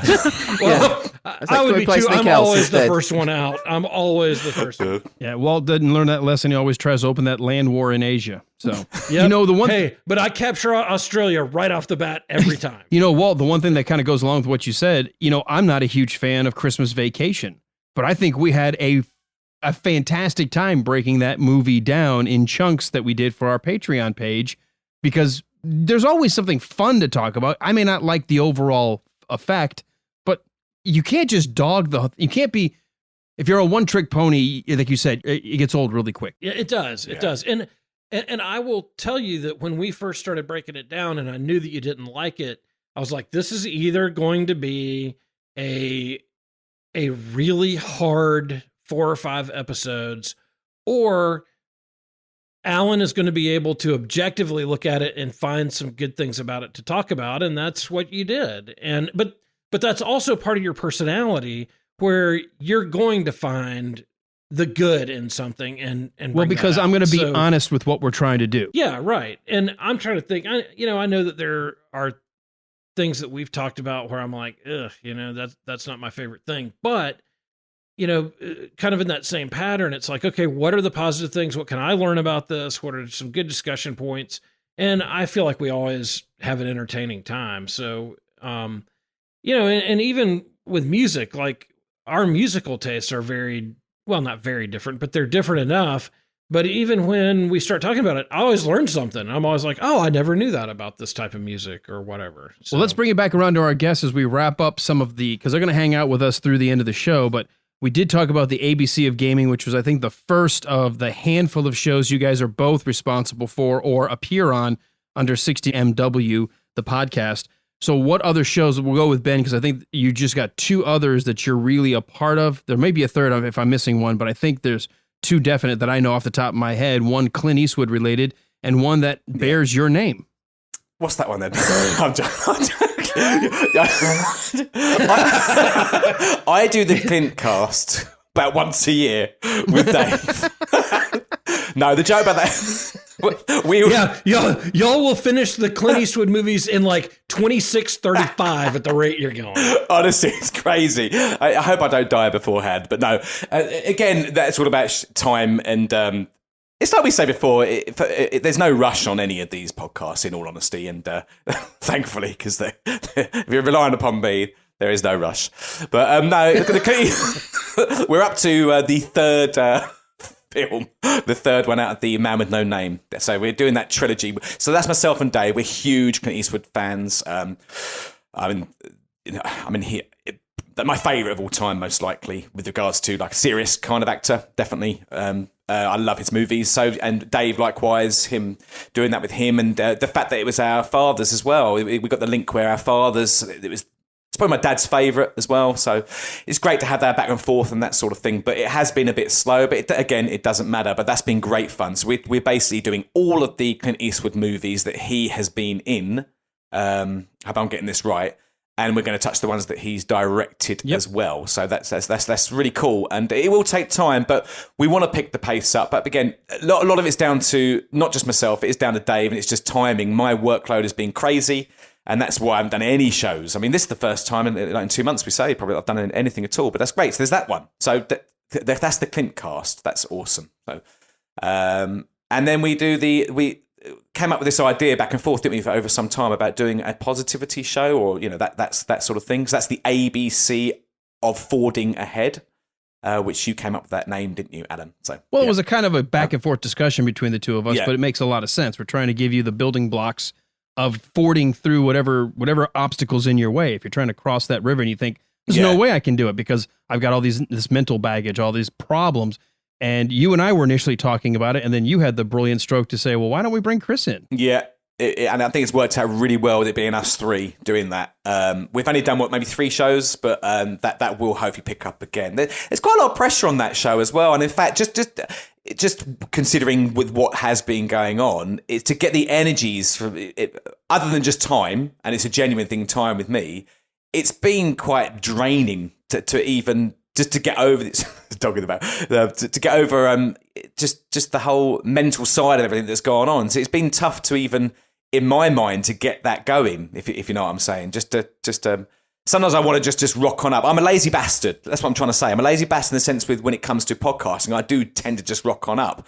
Now, the ABC of Falling Ahead is really quite a special show, and I think it would really be helpful to lots of people, just to take things off their mind. But in turn with that, me hosting it means I've got to really concentrate and be on the ball with that one, which is difficult. But I'm looking forward to getting that back up and running again once it all pans and sort of levels out a little bit. So yeah. Well, Chris, and that's a great one, and I know we've all been enjoying doing that. So yeah, it's great. And Chris, since that's a way of tying in and kind of leapfrogging over to you, you're on ABC of Forging Ahead, and ABC of Gaming, but you've actually got a couple of other shows that you are responsible for. I do the entertainment show with Dave, probably every couple of months, and that's where we just have a chat for a couple of 3 hours about what we've been watching. And it's usually films, documentaries, and TV that we focus on, and that's really good fun. So I enjoy doing that. On the Rant Show occasionally with you, Alan, and the Sound Check Show, which we are doing, which is all about Metallica, which is amazing. Which we've started, and we did the pilot episode of that, which was our sort of introduction to Metallica, the first songs that we heard, and then how and when we fell in love with the band. And we've done Kill 'Em All, where we focus on the album Kill 'Em All, and then we are going to be recording Ride the Lightning, and we're going to go through their albums one by one in order of their release and just talk about them, what are our favourite songs, what we like, what we don't like, the progression of the band. We're going through everything. And I picked up on something that you said about music earlier on, Walt, about your sort of Alan's take on it, and you learned things from listening to Alan, and I'm totally in agreement with you on that. I'm learning things about Metallica I got no clue about, and so that's one of the reasons why I love doing that show. And it's just finding a new appreciation of stuff. And I think doing podcasts in general, you tend to do that, particularly when you're talking about something that you love, whether that's TV, movies, music, whatever it is. You tend to focus on that, and you appreciate it a bit more than you perhaps did when you would have watched it or whatever it was. Then there's the spotlight shows, which I do with Adam. And they're usually we do a couple of every month usually, and that's where we go back to a movie from our childhood, and we decide whether or not it still stands the test of time, and or not, as the case may be. And we have a lot of fun with those, films or whatever it is we're talking about. That is a blast. Thank you. That is a blast. I love that, and so many of the movies from my childhood, back when they had to have a candle burning to run the film through. I look back at them, I'm like, yeah, that doesn't really hold up, or, like the Great Train Robbery. But yeah, I mean, that's a great concept. And I think that's something that is very relatable to everybody. I love that. Yeah. So we started that in September last year, and we've done, I think, 11 or 12 shows. Like I said, we do one every month usually. So, and we alternate picks. So, we've got a massive long list of films that we talk. But just, I suppose, this is if you like, a sneak preview of something that we're expanding on slightly, Adam and I, that we are going to be doing the same concept, but with TV shows as well. And we've recorded a couple of episodes, which, as of the time of recording this particular show, haven't been released yet. But the first TV show that we're going to be talking about is Sledgehammer. I don't know if you guys remember that. Oh, yeah, great show. So we're going to be going through that. And again, the little twist on that and take on that is that we're going to give each TV show at least 3 episodes, and then we're going to decide whether we're going to carry on. So we are going to go through each episode, talk about the show, talk about, what we liked about it and all that kind of stuff. So, but it's not guaranteed. I think there was like 41 episodes of that recorded. There were 2 seasons. But there's no guarantee we're going to go through every single one, because we might get to a point where we think, I'm a bit fed up with this now. And then we will alternate the pick back to whoever's choice it was. So it'll be Adam's. And then, so again, it's like TV shows that I wouldn't have necessarily watched, because you didn't, there wasn't Netflix and Amazon Prime, so you couldn't binge watch stuff in that respect, but you were still hooked to certain TV shows. Like Ben and I, we've talked many times about The Equalizer, like Quincy, Cagney and Lacey, just to name some of those shows from my childhood. So if you get the sort of like 80s. And embarrassingly, and Golden whatever. Girl for me. So that's The Golden Girls. Oh my Knight Rider, God. Yeah. A-Team. yeah. BJ Yeah. and the Bear. Yeah. MASH. BJ. Maybe y'all weren't watching the same channel I was. But yeah, it's that kind of, so it's that concept. But yeah, the thing is, what I've, again, picking up on what you said earlier on, is that we do so many different shows. I mean, those aren't all the shows that we do. There's the Decade of Decadence with Dave and Tom, which is sort of talking about stuff from the 80s. Then there's all the interview shows that Dave tends to do, talking to people from the music industry, movies, whatever. There's something for everybody. Some people might not like some things, but there's usually something that people like. So yeah, those are the ones that I tend to be on. And what's great is the podcast itself, even though there's like maybe 9 or 10 shows now underneath that banner, they release usually 1 or 2 a week. So, and they're not so, relevant that if you miss an episode for a few weeks, you get caught, if you fall behind with other things in life, they don't go stale. They stay very fresh even 2-3 years later. Because I went back, like I said, and listened to a bunch. And I think that's what's great about what you guys are doing is it's not, let's talk about the NFL game that just happened this past Sunday. Well, you've got a couple of days to talk about it after that. Who cares, right? So I think that's cool. Mm-hmm. And the fact is, you don't have to listen to every show that comes in your feed. You can tell by the name of the show what it's going to be about. If it's a sound check show, it's about music. If it's if it's the rant show, it's going to be about people, bitching about things that have been going on that just, irk you. If it's the ABC of gaming, it's about video games and the things that you guys are playing. So I think it's a great entertainment podcast that really has its roots in the 80s and some nostalgia, but it also has a foot in the current age where you're talking about the modern games, modern movies, what you're watching, what you're streaming. So it's to me, it's great because it hits a wide swath of the same things that, to say it this way, for me is I was blown away by the number of movies and movie experiences and memories you guys were sharing from your teens and early 20s all the way through to today. And I'm like, oh my God, they could have been living next door to me and having those exact same, stories to tell. And it made me realize you guys could be across the ocean in a different part of the world, and it doesn't matter. We have so many shared experiences. And this kind of goes back to what Walt was saying about the podcasting world. It helps draw us together, make us realize we got to stop worrying about all the differences we have, because we probably have as many, if not more, commonalities if we were to bother to look for them. And I think that's, solidified by the Metallica show, because that all started from a conversation that you and I had on WhatsApp. And then it's turned into this show, which, I love doing. So, I'm always surprised by podcasts and what we do. There's always something that you think it, and then something else happens, and you're on a path where you're doing something different. Do you know what I mean? So that's what I love about podcasting. Just want to know when all the millions of pounds come in. Yeah, no kidding. We're all send me the monies. I need the money. Well, before we move to our news segment, we've sort of mentioned all the shows and everything, but before we move on, I want to make sure that folks that are listening learn how to not only subscribe to the show, which is pretty evident, but if they want to engage with you guys on social media, and I know it's tough because, Ben, you've been really busy of late, but let's go to you first. How or do you participate at all? If somebody wanted to reach out and say, hey, really enjoyed your perspective on X, Y, or Z, or they go to listen to the Clinton cast and they want to tell you what you got wrong, I mean, how do they find you? Yeah, I mean, I'm on all social media sites pretty much, but it's XX40XX. Go on there, send me a message, and I'll respond in a couple of weeks. So it's always good.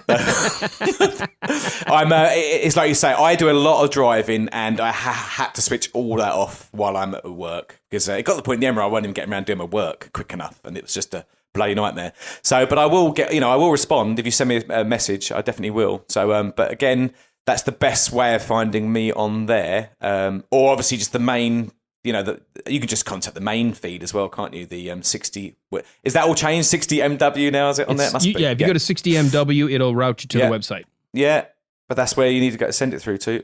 Yeah. Or send it through to my PA, Chris. Yep, Chris, why don't you go ahead and supplement that? You've got a pretty good handle on not only where you can be found, but the website itself. Yeah, I'm at Dastardly Jabby on Twitter. I do respond if people usually contact us about the show. We've had a few people contact us about the Metallica show that we did about Kill 'Em All, and like you said, Walt, I'm not one of these people that will just kind of like, oh, well, I'm so important, I can't respond to your pathetic little message. It's more, I will engage with people and thank them because they've taken the time to write to you. So I think it's only right that you will sort of like, respond and say, well, thanks, I really appreciate that. That they've, and that's the other thing is that, we've had people who've contacted us and they will say, especially through what's been going on at the moment, you've really helped me at a time in my life where I was a bit low, where I was a bit fed up. I needed a laugh. I needed somebody to sort of get me through the day. And I think that's something that we shouldn't underestimate with podcasts, that we all do, not just, 60 Minutes With or 60 MW, whatever.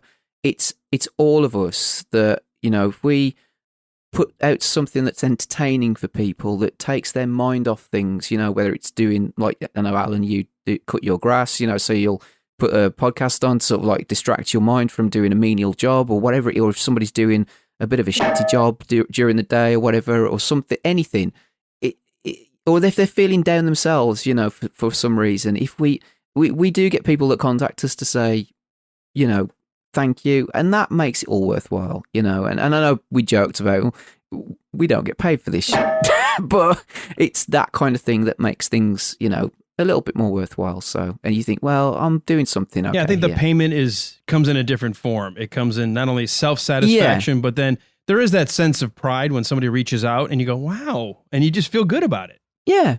Or, or you put, you edit a show and you think, you know what, I did a good job on that. Or you learn something new that's something that you think, yeah, that's good. I like that. But you asked me about the website and how to people can contact us. But yeah, you've already said it, I think, haven't you? So, I mean, it's still on 60minuteswith.co.uk, or like Dave said, if you type in 60MW, although I typed it in the other day and it didn't go to where I wanted it to. So I'm not sure. But it's all, if I type in 60MW, it takes me to something JCC lighting, whatever the friggin' hell that is. Convert power, 60MW, megawatt. Okay, what you have to do, Chris, is go to 60mw.co.uk. Oh, sorry. I knew I was missing something. Wait, where the do you live? Aren't you in the UK? I know, but I'm stupid. Well, I will tell you, it works. Yeah, well, it works here in America. I just type 60mw.co.uk and it will reroute to the domain name of 60 Minutes With. You can still put the old name. It's just we're sort of in that transition of the rebranding. So don't let it throw you. If the website says 60 Minutes With, you'll see the logo is a 60 with an MW and headphones, and then the world, because we're worldwide. And it's really a lot of fun. And like you said, Chris, earlier, lots of information online, not just in audio format, but a lot of reviews on movies and music and video games. And so it's a great resource to just go search the website for all of that content. All right. Well, you guys definitely want to hang out with us for a little bit. We're going to get a couple of odd news stories to talk about. Oh, yes. Yeah. All right. Well, let's dive into news. It's no bullshit. And this isn't your typical what's going on your the talking heads on television.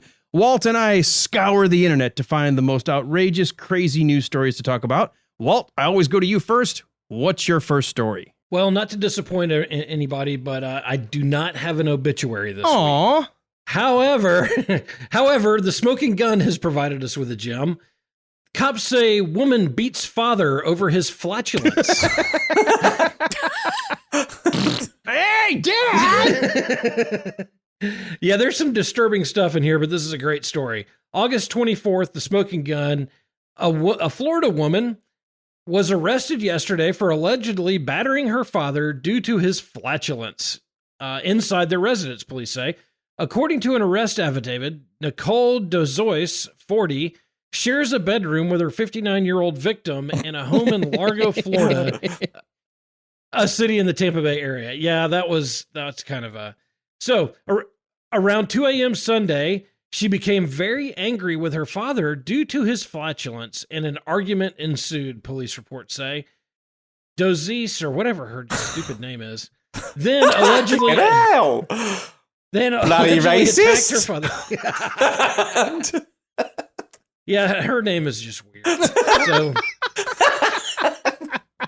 stupid foreigners. Yeah, I mean, she is from Florida. So she allegedly attacked her father, punching him in the face numerous times. Upon responding to the residents, cops noticed the victim had a bloodied left eye and scratches all over his neck as a result of the attack. She was arrested for domestic battery and booked into the county jail. She was later released on her own recognizance for some unknown reason. She pled not guilty to the misdemeanor charge and has been ordered by a judge to have no contact with her father. Her rap sheet includes convictions for theft and violating probation. She was arrested in 2018 for allegedly punching her sister in the head inside the family's log home, pictured below. Prosecutors, however, subsequently declined to pursue a domestic battery case against her. It's no bullshit. Wow. She sounds like a real Yeah, sweetheart. there you go. Yeah. She's the one you want to invite to the Christmas party Yes, as long as you're not serving beans. and get her liquored up quickly. Then the fun begins. Yeah, she's an entertaining sort. Do you know, it all happens in Florida, doesn't it? It really does. It does. Yeah. Florida is the Florida of America. Yeah, well said, Walt. That's the brilliance that we have you on the podcast for. That gem right there. You're welcome, Internet. All right, I've got one here, and don't say anymore that watered down Bud Light can't come in handy, because extreme situations sometimes require extreme measures. We head over to the other coast. A California man's quick-witted response to the lightning complex fires saved his house and redeemed his taste in beer. More precisely, Charles Little from Vacaville used cans of Bud Light beer to ward off an encroaching wildfire that it could have consumed his home while it was still under construction. Now look, people make fun of light beer, arguably because it is watered down. In fact, he mentions in the story that his friends will maybe stopped calling him for drinking water instead of drinking beer. But he said, look, when I was putting out as much of the fire as I could, I still had the water coming from the tap. But then the city shut the water pressure down while people were evacuating, and I thought to myself, oh no, what do I do now? And then I realized I had several cases of Bud Light, so I started to poke holes in the bottom of the cans to use as sort of a pressure to shoot the beer at the flames of the encroaching house. Now, he fought the blaze with his 30-pack of Bud Light beer for about an hour and was able to last until firefighters arrived, saving his house and his shed where he does a lot of his work out of his home. So here's a case of Bud Light coming to the rescue. It's no bullshit. Do you know what's shocking about that story? And he missed a trick. He should have got just a case of Corona. That would have killed it in no time. The fire would have fled. Oh no! Where's my mask?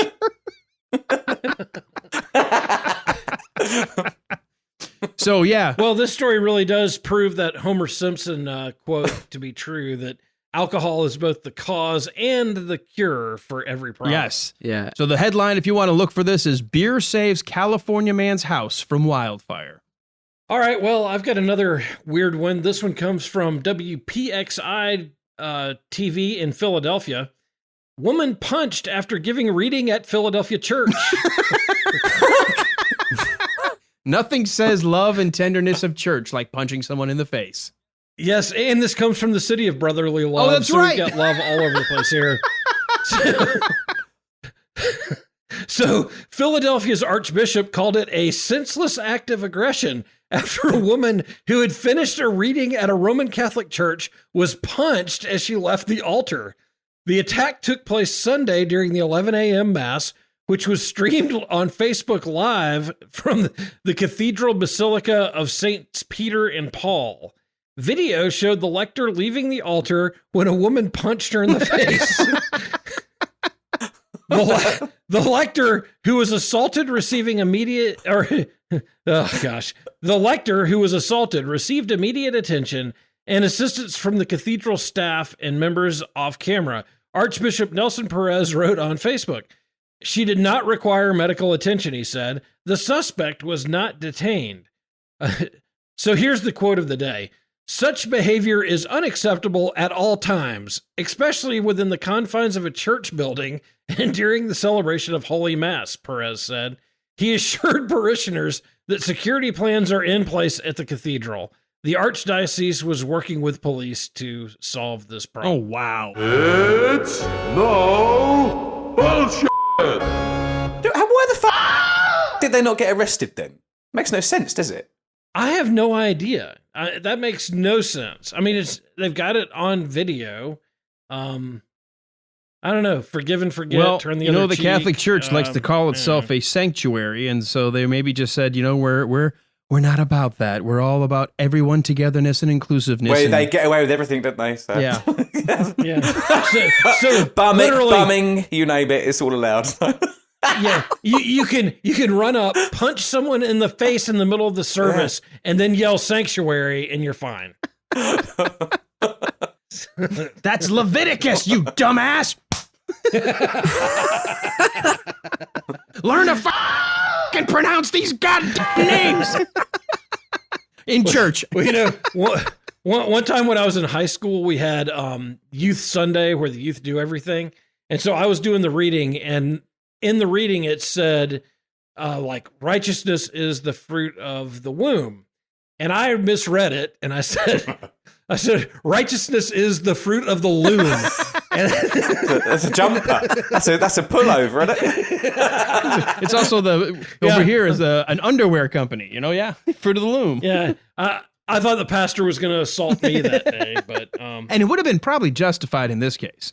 No doubt about it. I'm going back to the first story because I've been thinking about this. Because I love farting on my kids. I know it's probably wrong. That's a beauty. You can get arrested for that, man. Trust me. I do. So that's when I fart on your kids. Sorry, it's the wrong. Because if I've got one brewing, I want to share it with the kids. I do. You must do pull your finger and all that stuff. My daughter loves gosh, yeah, that. I've done all that. Yeah. See, but my eldest daughter, she doesn't like it, but my youngest daughter does, and I do it more because I know that my eldest hates it. So I'm waiting for the time now when she punches me in the face. But yeah, because the thing is, maybe it's like because my dad used to do that with me, but he used to go one step further. So, he'd. Like my dad would fart into his hand and then cup it over my face.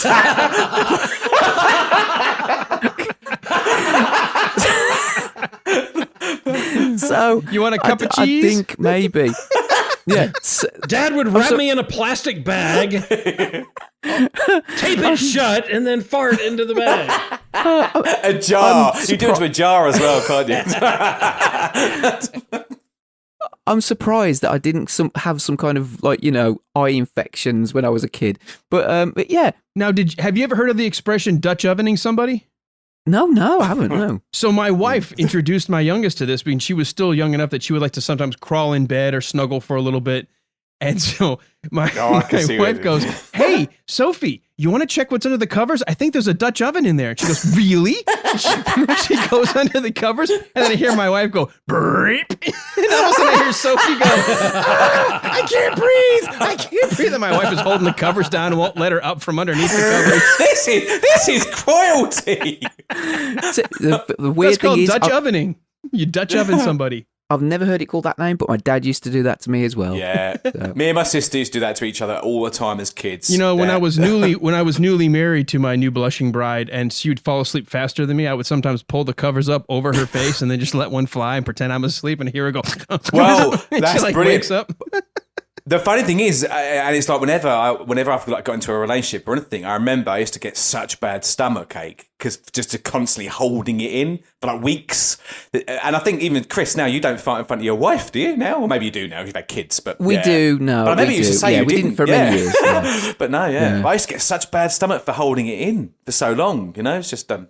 Oh no, my wife says, "You don't even pay attention, do you? You didn't even realize you let that fly at dinner with everyone looking at you." I'm like, I didn't even realize. No, snuck out. You just get to a point where you don't care. Well, I've talked about that. I worked at a hardware store, and that one time one of the managers walked up and he said, while I was waiting on a customer, he says, Walt, your dad just called and your mom's getting paroled. She'll be out Saturday. And then he walks off. Well, that same guy, I was waiting on a customer one night and he walks down and crop dusts the aisle. And so it was like, you know, tears to your eyes, sinuses burning out of your forehead, kind of crop dusting. I'm like, good Lord. And of course the lady's looking at me like it's you. Oh my gosh, what is your problem? I'm like, I don't know. It's never easy to deal What do with you that even situation, say? is it? Because do you say anything? Because if you say something, it is as if you have done it yourself as well. It's best to just... Well, it's hard to say anything through the coughing and pain, but well, but yes, no, I mean, you're just stuck. I mean, there's nothing you can do at that point. That's awesome. Yeah. You're like, excuse me while I open this can of paint and hope that it smells better. Well, this may be a perfect transition to the final news story because I've never heard of this particular disease I'm going to talk about, nor had I heard about the way you cure it. But honestly, it's the first time I ever came across a disease I don't know that I wouldn't mind having for a little bit. It's called ABS, or auto brewery syndrome. Have you ever heard of that? Oh, no. ABS. No. Auto brewery syndrome. Okay, so this guy just all of a sudden wasn't feeling right, almost like he was drunk, but he hadn't had anything to drink. Apparently, this 47-year-old man started suffering a gut fermentation syndrome known as ABS, or auto brewery syndrome. It's a rare condition where excessive fungal growth in the gut feeds on carbohydrates and then creates ethanol, which basically gets you drunk without ever actually drinking anything. Cheap round, isn't it? Yeah. Clinicians tried, according to the story, to, put the patient on a low carb diet, try antifungal medicine to try to kind of get it under control, but it didn't work. And in fact, he got a little upset because he got pulled over in a random checkpoint and was listed as DUI, having had nothing to drink, but was still intoxicated. That's crazy. So clinicians then decided to try something. And this is what caught my eye with the story. Clinicians looked to fecal microbiota transplantation, or in other words, a poop transplant. What the fuck? Is this real? This is for real. You're making this up. I am not making this up. I thought you were just going to say they implanted a tap on his stomach. No, bacteria in the feces was transferred into the patient's small intestine. The transplant came from his 22-year-old daughter, and then his symptoms went away. Can you believe that? There's all sorts of wrong in that, I'm telling you. The authors of the report said this is the first time they believe they did a successful treatment of this particular gut fermentation syndrome using fecal microbiota transplantation. The fecal transplant should be considered in similar cases, said researchers, for other kind of gut problems. Those with diabetes, cirrhosis, or even those who have had digestive tract surgery are at a higher risk of developing ABS because of the fungal feeds are at an elevated level because of blood sugar in the body. So they said at this point, this may be a treatment for those people suffering from ABS, a poop transplant. It's amazing. It's astounding. But it's no bullshit. But hold on, you started this news feed with saying you quite like the idea of having it. Why? I would love to just wake up and go, just eat some bread and I'm fine. Toast. Oh, sorry. I thought you meant you wanted the fecal transplant. No. I don't want the cure. I can give you that, buddy. Wait a minute. No, listen. Hey, careful. There are plenty of places on the dark web where you can order that. No, I don't want the cure. I want the disease. I want ABS. I want to be able to just put a little extra carb in my gut. Next thing I know, I'm like, woo-hoo-hoo, I didn't even have to drink anything. That must be weird, though. God, yeah. But the police ain't going to believe that one when you get pulled over. Imagine that. How many of you had to drink? I haven't had anything. quick, bend over. I'll give you a fecal transplant. It's all good. Don't worry. How many drinks? No. Not the first time you said that, Ben. Well, can you imagine having that conversation with your daughter? Honey? Hey, sweetheart, there's something I need you to do for me. Would you do something for me if I had an organ or something? Would you? Oh, I'd donate anything. Can you take a dump in this Tupperware container? That's right. It's medical. It's for daddy. Oh God! There's no way you can That even just say that. sounds wrong. It does. It's for science. Well, now is there like an American Brown Cross where you can go and make donations? The American Brown Cross. You know, that would actually be something I wouldn't mind donating. I certainly produce enough of it. So, fecal microbiota transplantation. So, fecal microbiota. My gosh. So, yeah, you don't believe it's a real story? Just do a quick search for poop transplant cures man's drunkenness disease. That is just too crazy to not be true. There you go. All right, that's going to wrap up the news. So let's dive into, as we start to wrap up the show. I had a feeling we were going to go along with you guys, but that's awesome that we can just have such a great conversation that time disappears. That's what all the ladies say to me. Yeah, well, mine usually are. I've got the weirdest thing. I've got a wife who's like, "Aren't you done? Aren't you done?" I'm like, you know what? Everybody I've ever been out with is like, "Go forever, go forever," and she's like, "No, 60 seconds, I'm done." I'm like, wait a minute, so you're the man in this situation, right? She's like, I got mine. I don't know what you're going to have to do, but I'm done.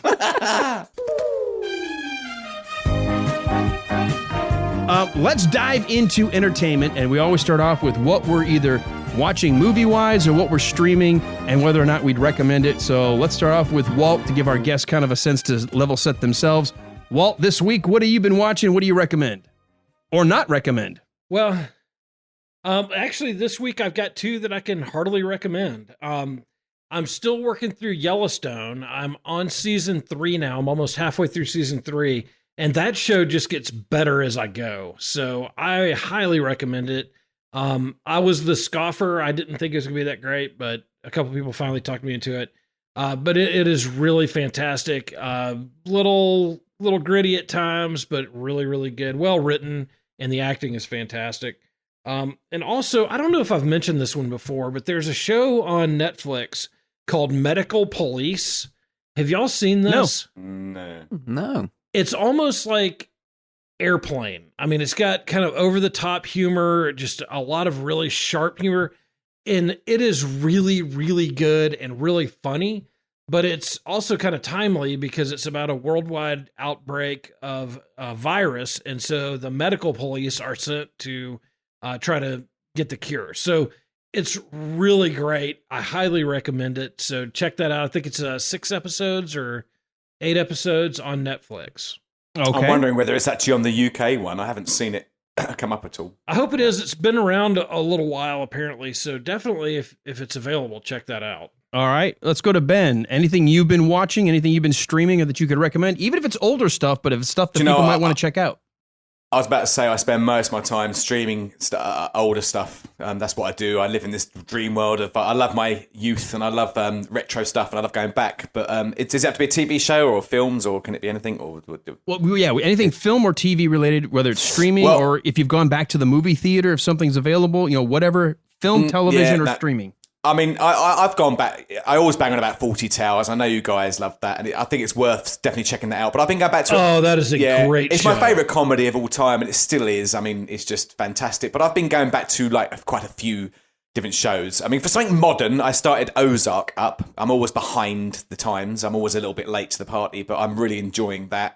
That's a great show. We've mentioned it multiple times, and other really guests good. have as well. Yeah, really fantastic. It's quite heavy going. I'm not actually binging it as such. I'm sort of just taking it quite slow, but I'm really. Oh, it's very heavy. Yeah. But it also I think does something that I'm glad it doesn't necessarily. It's not predictable. It really isn't. No, it's really well written, and I read I have a stronger appreciation for what's his name, Jason Bateman, is it? I think.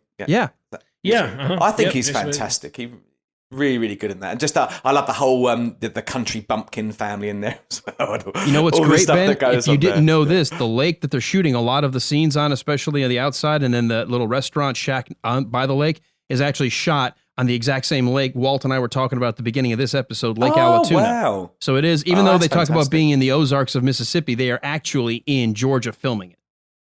Oh, that's fantastic! Yeah, it's That's cool. It's like you can't. There's a couple of characters I'm not overly fond with, but I think they're going to come on a bit later. But it's so far I'm really loving it, and like you say, you can't second guess it at all. So that's really, really cool. Yeah, how far along are you, Ben? I'm still in the. I'm near the end of the first series. So yeah. Okay, you know the tall bald-headed guy in Yes. it, who's kind of the bad guy. Yes. That is that character is played by Adam Boyer, who was a guest. I bloody on knew I season recognised 1. him. God, yeah. Yep. Yes. And yeah, he's a great guy. He and I have known each other since middle school. He's the But guy who when ran he showed up- the nightclub there, isn't he? Is that right?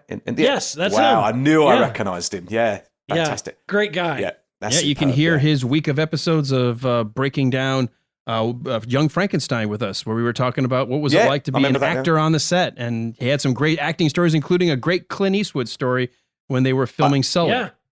I have to say as well, I know that we reached out, or I say we, I know that Dave reached out and spoke, because Walt, you in fact put him onto us, because obviously we want to speak to as many people involved in the Clint Eastwood stuff. So I know, because of the Sully thing, and I know that Dave has briefly spoken to him, across Messenger or whatever it is. So he'll be set to come on the show in about 40 years' time. So that'd be fantastic. Right. That's all good. Yeah, but I mean, I've been watching loads of those things. I like that Friday. I don't know if you guys have this over there, but Friday night dinner, that's a really fantastic comedy. You guys have mentioned that multiple times, and I keep forgetting to look it up. So good, so good. And they're short episodes, right? They're about 25, 30 minutes apiece. Yeah, that's standard 25 for us minutes. over here. It's only you Americans who rinse bloody everything and just try and milk it to the nth degree. It's crazy. We're very different. We're very different over here. We do. It is a very. But even for, I mean, I think it's, what is it, the 5th series now or the 6th series? I think, and even for us over here, we tend to get maybe 2 or most shows don't go on that long over here. So yeah, it's just brilliant. It's great comedy. Excellent. It is awesome. It's really funny. Yeah. Well, Chris, let's dovetail on to you. I was going to say, you want to add to what are you watching or streaming? So I would have to also back up what you've said before on your previous shows about Bosch, about Justified. I watched Justified a few years ago, and that's amazing. I love Timothy Oliphant. I think he's awesome in You that. love him so much. I have got a bit of a man crush My on wife's Timothy Oliphant. she's got the get out of jail free card. If Timothy Oliphant walks in the front door and goes, "I'm about to take your wife upstairs," I'm like, "Go for it, have it. I don't blame you. Can I watch?" Yeah. Really? If he said that, to be keep the fair, if chat he out said of that to me, if he said that to me, I'd probably. Yeah, I was do like, the same, you meant that's her. another stuff. I'd do it. Somewhere Timothy Oliphant just Is he shut hung like an elephant? That's what I want to know. So, Somewhere he had a poop. He had a sample of poop for a transplant. What was that? But he's also he's also great in Santa Clarita Diet, which is totally different to what Raylan Givens. He's such a good comedic. I mean, he's a good actor generally in anything, but he's the comedic timing in that. He's so deadpan. He's brilliant in Santa Clarita Diet. I But Bosch absolutely love that show. Oh yeah, it's such a shame that it's finished. But I know. and I was so reluctant to watch the final season because it's almost like, well, I didn't want it to end. Do you know what I mean? Which I know it sounds a bit silly, but Yeah. it didn't end on it kind of ended on a bit of a cliffhanger, but it also finished in a way that I'm happy with it. If you know what I mean, I would have loved for it to carry on. I think it was a great Yeah, take on the whole zombie thing, and I loved it. I think I so, loved it. too. The wife stumbled across Yeah. it. She goes, "I heard about this, and you need to come watch this," and I enjoyed it. Well, and when they wrapped that second season, they didn't know if they were getting renewed or not. So they were trying to finish it on a note where they could easily come back, but they also closed out the thread that they had going. So that's always a challenge. But man, I hated that. I've always just loved Drew Barrymore. Yeah. And she was amazing in that. And really kind of a different kind of acting for her being a TV show. So but, Totally. And then the girl who played the daughter on there, Liv Hewson. Yeah. She was great. So I highly recommend that show. I loved that show. Yeah, totally. But yeah, Bosch is amazing. I think there's only one more series of that, but the book based on the books by Michael Connolly, which are great as well. But we are binge watching at the moment. We're on the 5th season. I always feel awkward whether you call it season or series. In the UK, we call it series. Did you find though you start saying season? I say season all the time. I guess. It's weird. Yeah. But Brooklyn Nine-Nine, Brooklyn 99. Yeah. Yep. I don't know if you guys watch that, but I love that. I mean, again, short episodes, 22 minutes, 23 minutes. Really good cast, really funny, really sharp humour, a bit daft in places, but it never fails to make us smile, you know, and that's a really good show. So we're kind of going through that. But not to embarrass you, Alan, but also listening to you as well on the radio on a Saturday. I love listening to you, and BK as well, and occasionally when you pop up on the show, Walt. But I just, you know, I find it's a really balanced take on the news and about what's going on in America, and you know, and you make it feel inclusive for everybody to listen to. It's not too political. You have different topics. You have different guests on. So you know, whilst I'm running, usually I'm listening to you, and then when I get back, I'll carry on listening to you, and it's awesome. But just very quickly, so you can not to embarrass you too much, but audiobooks which I'm listening to. Hold on. We're going to circle around to books. We were doing just movies right now. Oh, are we? Oh, sorry. That's all right, Chris. Okay. I get it. You know, we give you the microphone, you can just take over the show. I get it. Typical, it? Shoots his load too soon. It's just give this an inch of rope. He thinks he's a cowboy, you know? Yeah. So yeah, well, I'll move the audio piece somewhere, but yeah, we'll circle around to what we're listening to when we always end on podcast or listening. So, but anything else you're streaming? Anything other movies or things? I know you're watching stuff for your podcast stuff, but anything that you want to let the audience know to check out? Those are the main things, really. All the things I've said. Check those out. They are really good. Excellent. Well, Walt, here's the funny part. Last night, we watched the first episode of season 1 of Yellowstone because so many people have mentioned it.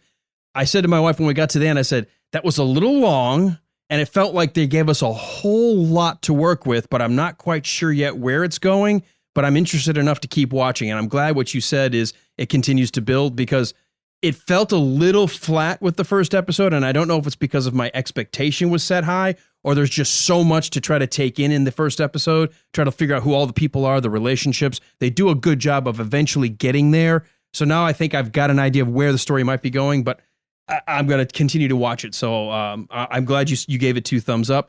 Just finished Bosch season 6. We do know it was greenlit for a 7th season. It was put on a little bit of hold for, I don't know, coronavirus.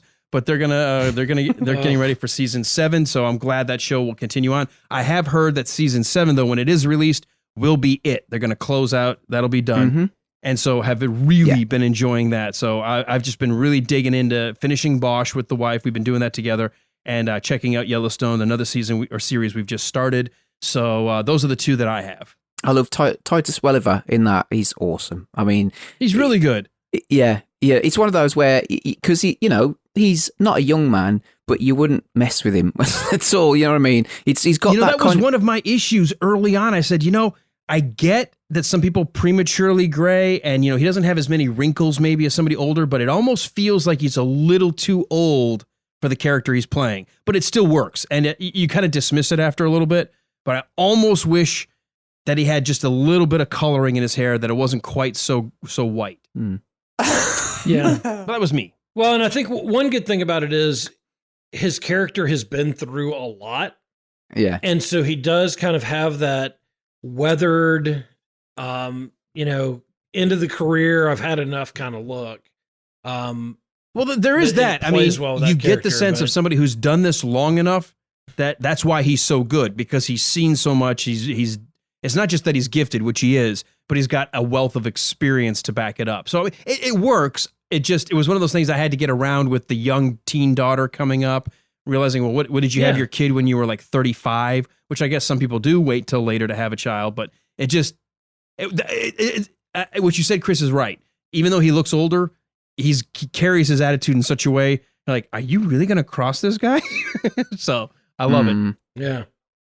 All right, Walt, let's go to you on what are you either reading and or listening to as we start to wind down the show? Well, being that it's the NHL playoffs, I am spending a lot of time watching that.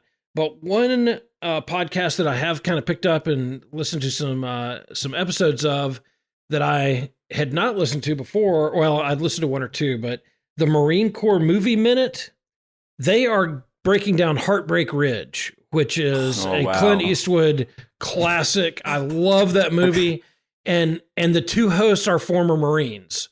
So they really give some great, very Marine Corps insights into the movie. And it's really a great show. So if you get a chance, Marine Corps Movie Minute. And like I said, they're doing Heartbreak Ridge. I don't know what they're doing next. I haven't gotten that far in my listening, but let's hope it's not more Clint Eastwood films. They're doing more than we've done, so that'd be crazy. Yeah, that would be crazy. Yeah, I can't remember. I know they mentioned one or two earlier on, but anyway, I don't know that they've settled on anything. But neither one of them were Clint Eastwood movies. But I love Clint Eastwood in that film. I do too. I thought that was just an awesome movie. Well, you know, they've reached out to us, and the hard part has been scheduling, but I think they've been still trying to figure a way where we can get on their show for a few of those minutes.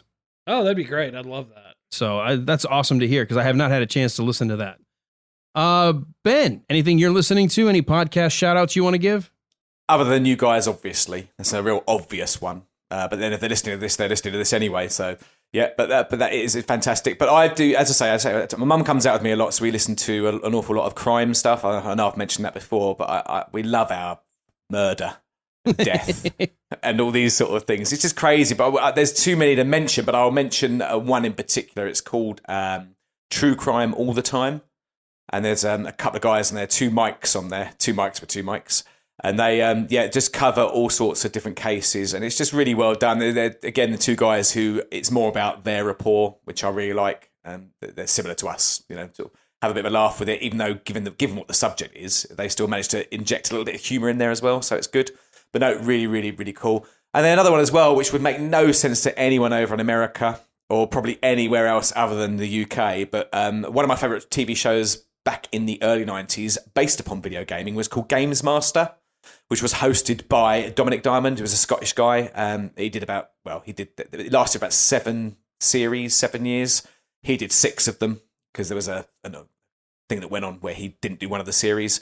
But it's these guys, it's called Under Consultation Zone. And they're basically covering every single episode. And it's brilliant because for someone like me, it's got all the retro goodness. They talk about the movie and the number one single that was in the charts that time, and then they really break down, quite similar to what you do on The Wilder Ride, really break it down sort of minute by minute every single episode. So it's just really funny, really cool seeing all the technology that was back in those days. It's just really worth checking out. So it's great fun. So.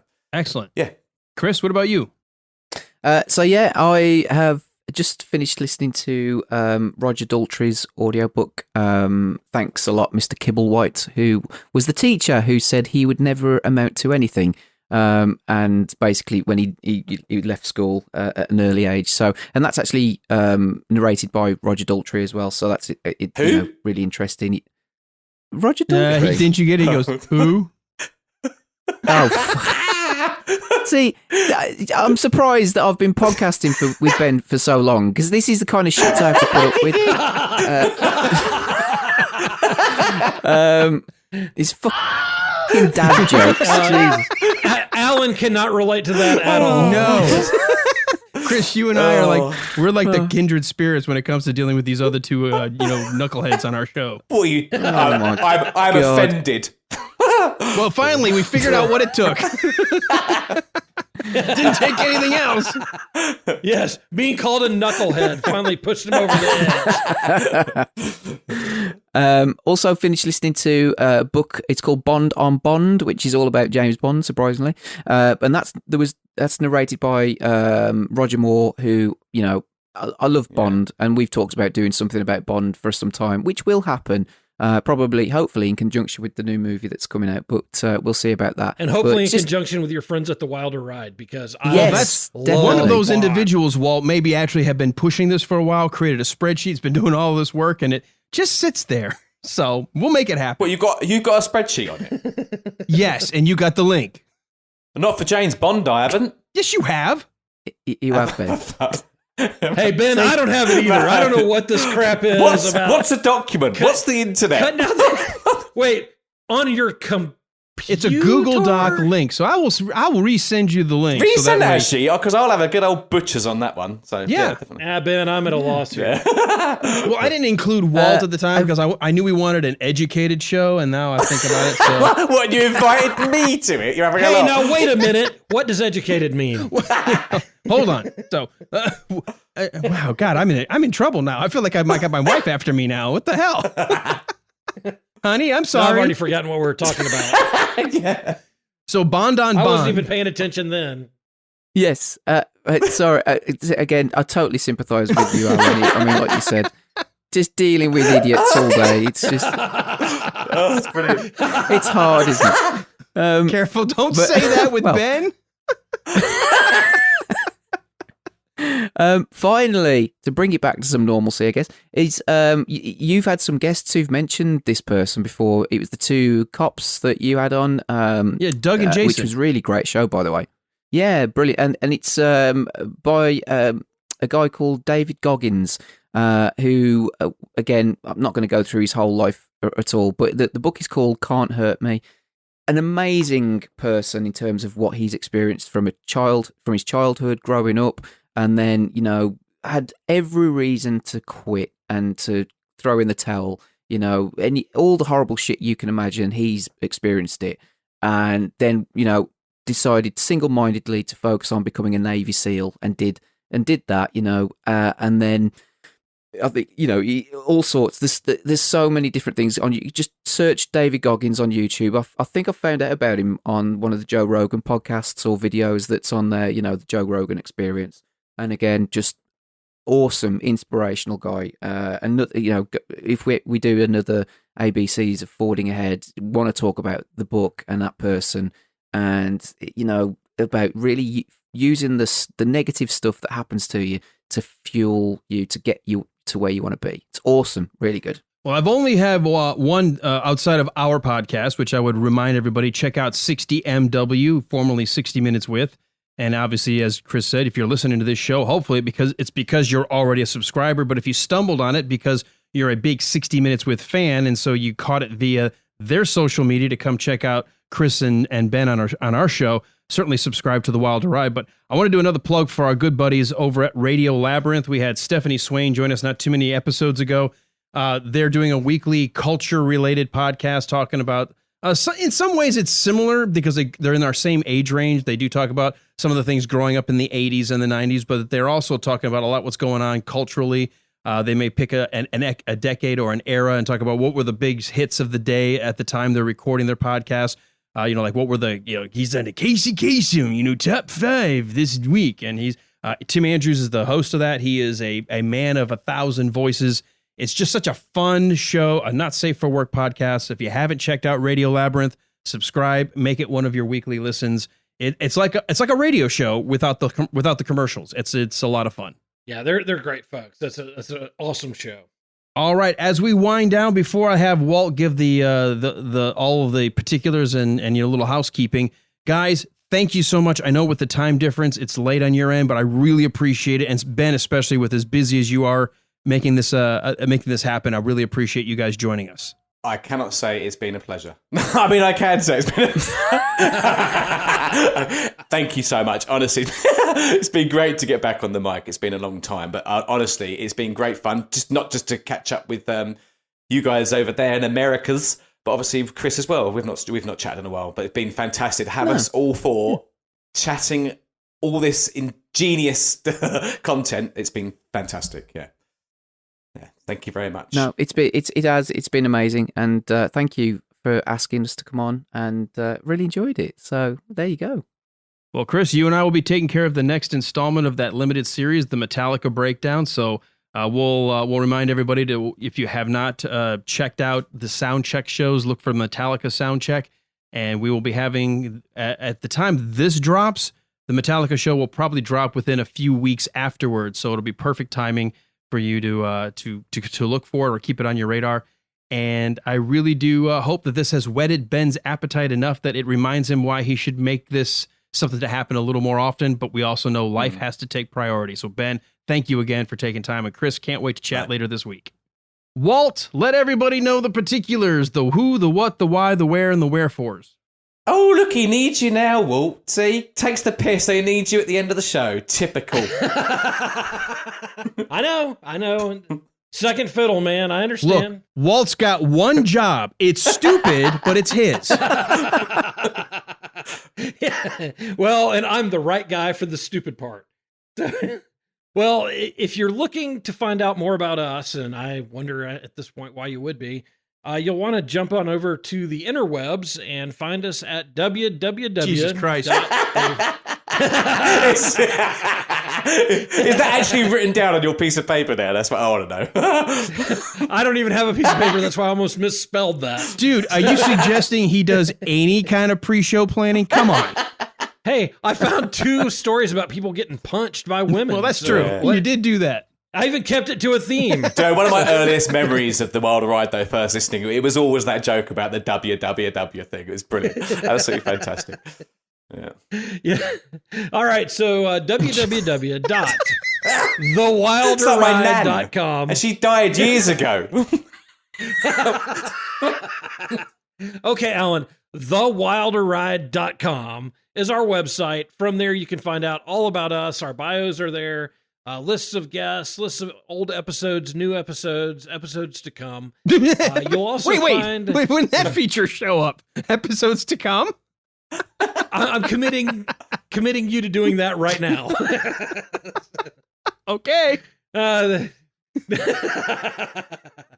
So, and then you can also find our Facebook group, our all our other stuff there. And if you go to the Facebook group, which you'll definitely want to do, follow us there. Then a button will pop up that will allow you to request a join to the listeners group. And the listeners group is great. That's where all the real fun takes place outside of the show. But we talk about entertainment and all that stuff. No religion, no politics, no COVID, no nothing, just entertainment and fun stuff. So join us there. It's a great group, a lot of fun. And we also, if there's any announcement we need to make about the show, you'll find that there as well. And if you will, take a second, share the episode if you've enjoyed it, rate it if you have time, and if you have a few extra minutes and want to write a review, that would be awesome. Take a moment to do that on your podcatcher that you're listening to, whatever your device is, whether it's Apple Podcasts or any of the host of others that you might be using to listen to this show and the others that we've suggested for you.